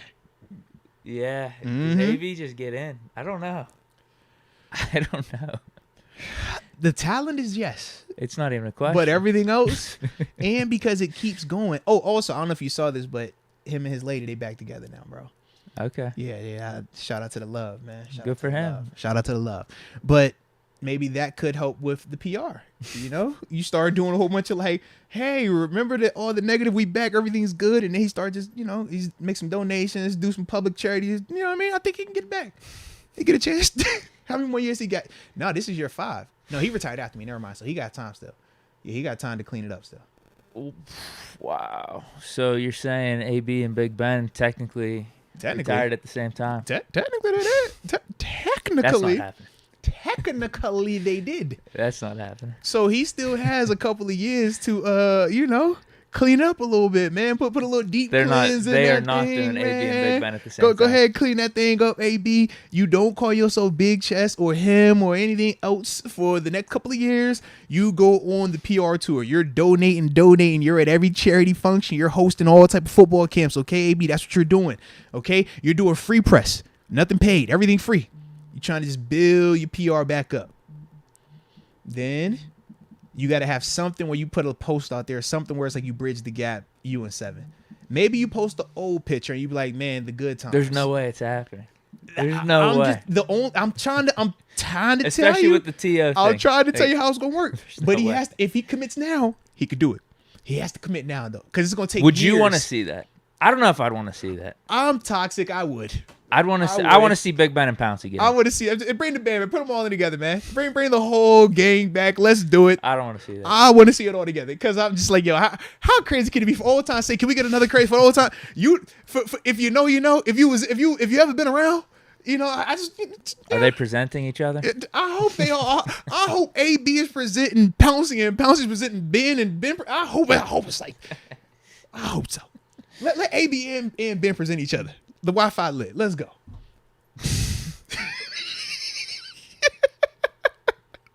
I'm telling you, bro. I love it. There's just no way. It could be a whole Steelers class. Debo can get in that class. Hines can get in that class. It'd be perfect, bro. We just take over Canton. Just not that year. I think that's the one scenario. Let's give Ben a spotlight. Let's not do that. I think that's the one time. Yeah. Ben and Pouncey. Pouncey waits a year. He gets in with Ben. And Harrison would be cool, too. Because Harrison and Ben had that connection. See, you say Pouncey wait a year. Pouncey ain't waiting all year to me, bro. I know. We talked about that. I think it would be cool, though. No, for those two guys, especially, like, knowing how close they truly were. Like, y'all guys saw it publicly. But, man, them dudes love each other, bro. Like, will die for each other. Like, that type of love, man. Like, it's just a special relationship that you would see between them two dudes, man. So, yeah, it would be awesome knowing that.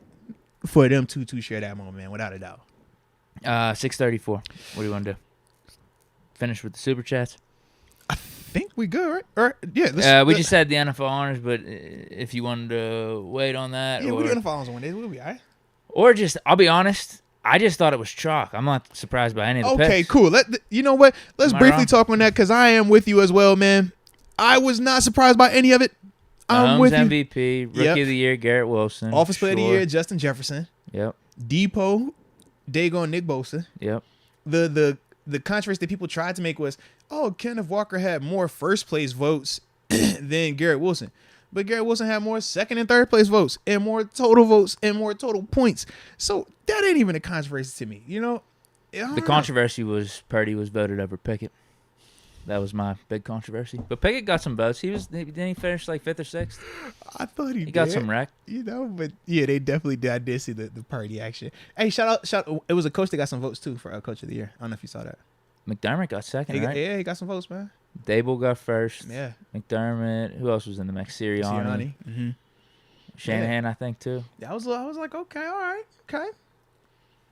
Yeah, I mean, Dable getting Coach of the Year. Is anyone complaining about that too much? Because when we say either him or Sirianni. I like Shanahan, too. Yeah. I think Shanahan would have a case. And I think we even said Reed for a little while, but it's, with a guy like him, it's just going to always be hard to start. Yeah, Dable or Sirianni would have been my two. Yeah. But, I like the Dable pick if I had to choose one. And then, yeah, we already said Garrett Wilson. Yeah. Defensive Rookie of the Year was Sauce Gardner. Yeah, no, bro. Yo. Comeback player, Geno Smith. Yeah, they wrote him off. He ain't right back, though. How'd you feel Sauce over Tariq, though? Yeah. Dude, some of these stats I'm seeing with Sauce Gardner, like, he's like a top 3 corner this year. Well, no, to me, it's more so the style, like how they use him. I'm a man corner guy. Zone is cool, but man is different. Like, Reeves Island, we love that. Primetime, we love that. It's like, I want that guy that I don't have to worry about that. You can't do that all the way in the zone concept that Seattle runs. So that's why, for me, man, I was with Sauce as well. Yeah, so I don't really think there were any surprises. Yeah, no surprises no there, complaints, man. no snubs, really. Yeah. Well, there was one snub. What? Walt's Payton Man of the Year. Dak. What did we say, bro? They booed him. Quarterback, and They they booed booed him at that the Super man, Bowl. bro. You got to respect it. Nah, at that point. Yeah, that's Philly. That's Philly fans. I love it. What the hate you supposed to be there, man? He kicked their butt a lot. But that was dope to see Dak do to win the Walt's Payton Man of the Year award, man. I would have loved for Cam to get it, but this was some of the politics that we talked about before, man. It's like, yeah, that's a quarterback. He plays for the Cowboys, donates a ton of money. Even though we know what Cam has done here, Cam isn't going to be sexy enough for an award like that at the NFL level right now, and that's part of the issue. It's like, it just sells harder. It gets more eyes when you say Dak Prescott, the starting quarterback of the Dallas Cowboys. Not taking away from what he's done, but more so speaking to what Cam has done and what I've seen him do and the things that I know he does even when I haven't seen. And for the duration, it's just like, bro, the fact that he still hasn't gotten that level of recognition yet is still crazy to me. But this was a part of it, though. Yeah. Yeah. Super chats then? Yeah, let's tap in, man. 828 style. Look at that, man. We efficient. Don Coryell coached the Dan Fouts Chargers. Ooh. So he didn't even win a Super Bowl. Okay. They're letting him in. Okay. But Dan Fouts, though, he a legend. Yeah, Fouts got in the Hall Yeah. of Fame.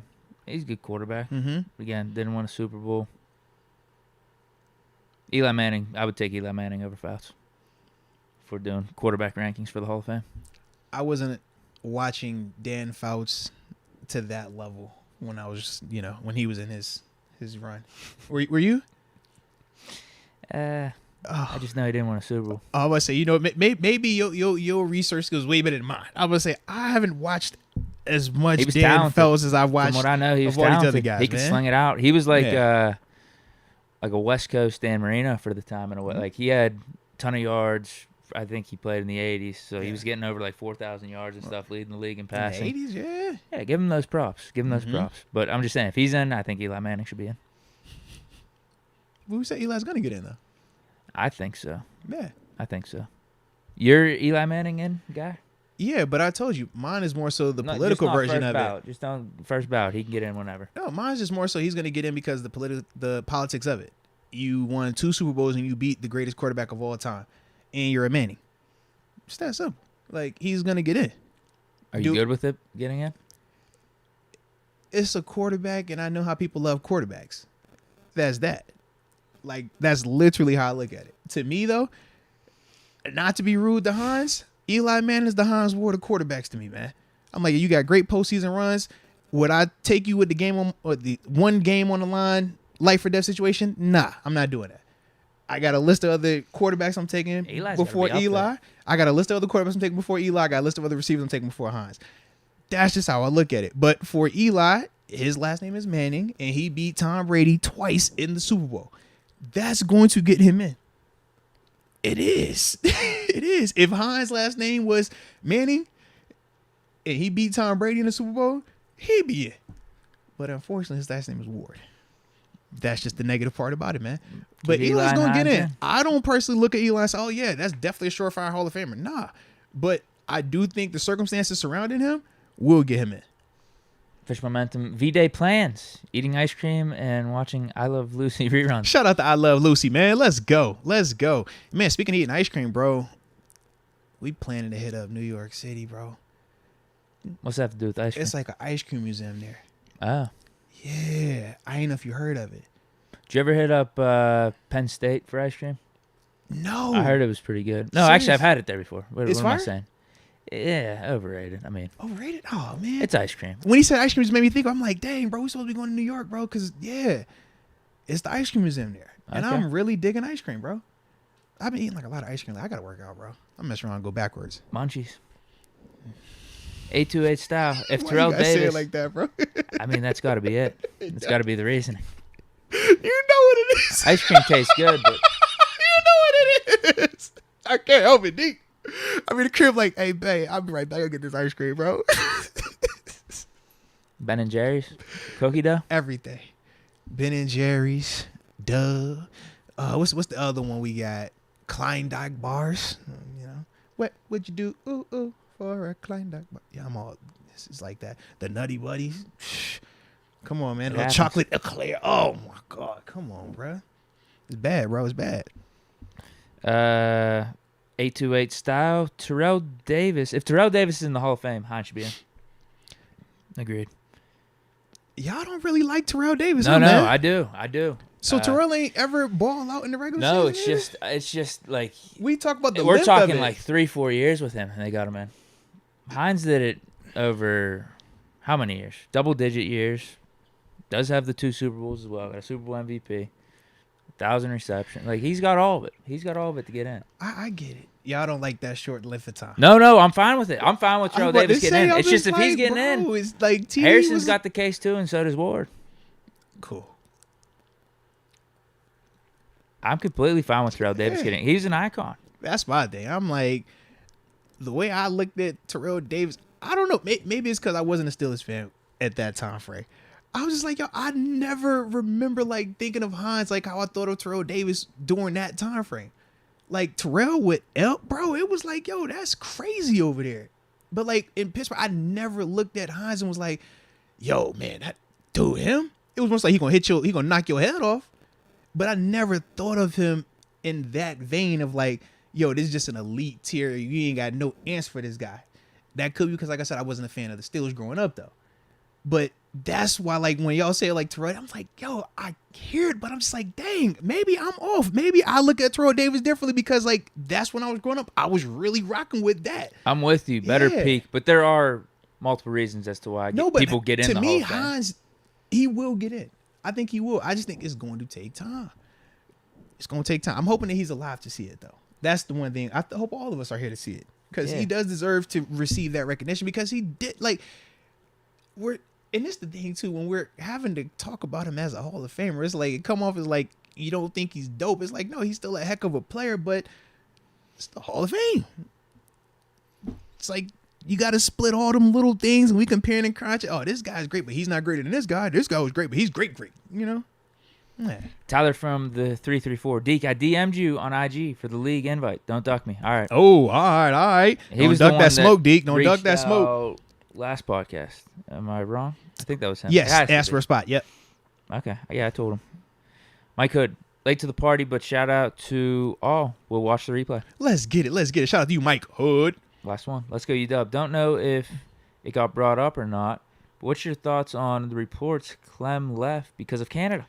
I mean, reports are reports. I don't know if y'all saw the reports, but they were saying Deontay punched Mitch in the face, and that was why they benched Mitch. Did you see that report as well this weekend? It's like, yo. That was amazing. Yeah, these reports come from all over the place, man. Yeah, if you want to believe the report, cool. And if you want to push it as like a knock on Canada, cool. If you don't want to believe the report, don't believe the report. I wasn't there, man. I didn't talk to either one of them dudes on that level. So to me personally, I think the report is just what it's doing right now. Starting a conversation, but neither one of those parties are ever going to come and address this because it's not worth addressing as a rumor. You know, I look at Canada ain't tripping. Coach Tomlin ain't tripping. You look at Adrian Clem, he's in New England now, if I remember correctly. He don't seem like he tripping. He had a really successful season out in Oregon as well, man. So, media gonna do what media does. I look at this report the same way I look at the Deontay Johnson allegedly punching Mitch in the face report. I'm like, where do you guys come up with this stuff, man? Well, the headline says Adrian Clem wasn't ideal fit with Matt Canada. It's like, that could be true, and that's why they've moved on. You know what I mean? Like, it doesn't need to be like a big beef or anything, they make it like it's a negative, like, yo, man, like, he left because of him. It's like, nah, you could literally be like, bro, I like this style better. I like to work in this system better. And it could be simple as that. I don't think it's this guy is good or that guy is not good or he was in the right, he was in the wrong. Yeah, but that, like I said, does go back to media, especially now. This is the dangerous time of year. There's no games being played, Deke. We tell people right now, you do not get in trouble this time of year, fellas. You will be a headline for multiple days if you get in trouble from here for that draft. And then from the draft up until the regular season, you do not want to get in any type of trouble this time of year. Bro, this is how you lose money and get fired this time of year, bro. Because the dead time, man, they remember it. They talk about it too much, man. You got to be careful. You ain't going to just get that. Oh, man, they're going to have a game next week. They're going to forget about this trouble. They forget about this little thing I done. No, not right now. Be careful, baby. Please be careful. Some people were saying that was the first time Deontay showed Mitch them hands. Why are y'all like this? This is the first time he showed him these hands. I can't. Jesus. It would make the story spicier. Oh, it'd be amazing. But for a fact, man, that type of story would never have been. It wouldn't take. We would have found out about that. Listen, because you had the halftime altercation. Absolutely. Someone would have came out. Oh, you think that's bad? Fact, what about bro. before the game? Trust he me, punched him. For a fact. And my ears is too close to it that I would have heard that one. You know what I mean? And I be hearing some stuff and I'm like, and then I tell me like, oh, all right, cool. But that would I would have definitely heard the that. halftime altercation did happen on all accounts. Deontay even said it, but it was a verbal exchange. It was verbal. They were upset. They were pissed. Cool. Nothing physical. No, man. Let's go. UW says, to be frank, the DJ one came from Pony. So no real surprise it was fake. See, I ain't know where it came from, but you know what? I thought it came from. I saw a verified account, but then again, it could be Boomer and Geo on their podcast or whatever. He just that's said, what I "Oh saw. yeah, no one really knows about this. It wasn't talked about." But Deontay punched Mitch in the face before the game. Yeah, so I was like, "What?" I don't know where it started, but that's kind of how I saw it as well. And I was like, And then when you go on Twitter now, like you said, everybody got the checks. I'm like, all right, this is not the verified. This is like the paid for one, so I can't even like all the way rock with this one because I don't know if it's legitimate or not. Yeah, it's an interesting time right now, man. Deontay denied it immediately, and then you even had Mitch deny it. So that just, I mean, takes all the wind out of that sail. Come on, bro. Like, Deontay punched that man in the face. Like, what are we doing? We definitely would have heard about it. I mean, would we have noticed something on Mitch's face? Both of them was, I'm sure, little bruise, little nick or something. If a grown man punches you in the face, yeah, it's gonna be some type of NFL play. Yeah, it's gonna be some type of abrasion. Yeah, unless he missed or it wasn't a clean shot. But then it's not a punch in the face. Then it's just a swing. Yeah, he said he couldn't like punch him in the face. Like that was real clear. He punched him in the face. Not he swung at him. Not he grazed him. Not they got into a tussle. Said he punched him in the face. Yeah. Like, y'all crazy as heck, man. A lot of these reports and rumors make Deontay out to be like the biggest diva receiver of all time. I feel like he's really low key. He is. I told you, I feel bad. I used to feel bad when we would come up here and keep talking. It's like, yo, he's not even like, I don't ever get that from him. He don't seem like none of that. We don't deal with I was about to say the TikToking, but we don't. Just like we don't do none of that. He don't get Marcus Allen. He don't fall into your knucklehead rule. We didn't even get the Pickens. Like seriously, bro. He don't fall into none of that, bro. But yet he is always on the smear campaign. I'm like, I don't know who was upset with Deontay. But whoever it is, bro, they keep trying to put smut on his name. I'm just like, bro, Deontay even a bad. They would have you thinking Deontay's a terrible receiver if you ain't know no better. The way they talk about him, the way they try to put the narratives on Deontay, you would think he's the ultimate diva and can't catch a cold. Like that's what you would think. Yeah, I wonder if it's just crazy I don't help to me, with bro. that, but we do need him to catch the ball a little bit more. That's all. But even with that, this is still a highly consistent starting receiver in the NFL. That's why we said we still want him. Yeah, but the way that it's always, I'm like, yo, why did they be trying this man, bro? It's crazy. It's crazy. That's it then. That is it. And yeah, it is 6:50. So this was pretty dope, bro. It's a good time, man. Good show. Good time, man. So with that being said, you already know, man, we tapping back in this thing on Wednesday. Hope y'all enjoyed yourselves. Hit that like button on the way out. Subscribe to the channel if you have not done so. Hit that notification bell as well. You know we appreciate you as always for tuning in. And until next time, baby. Peace.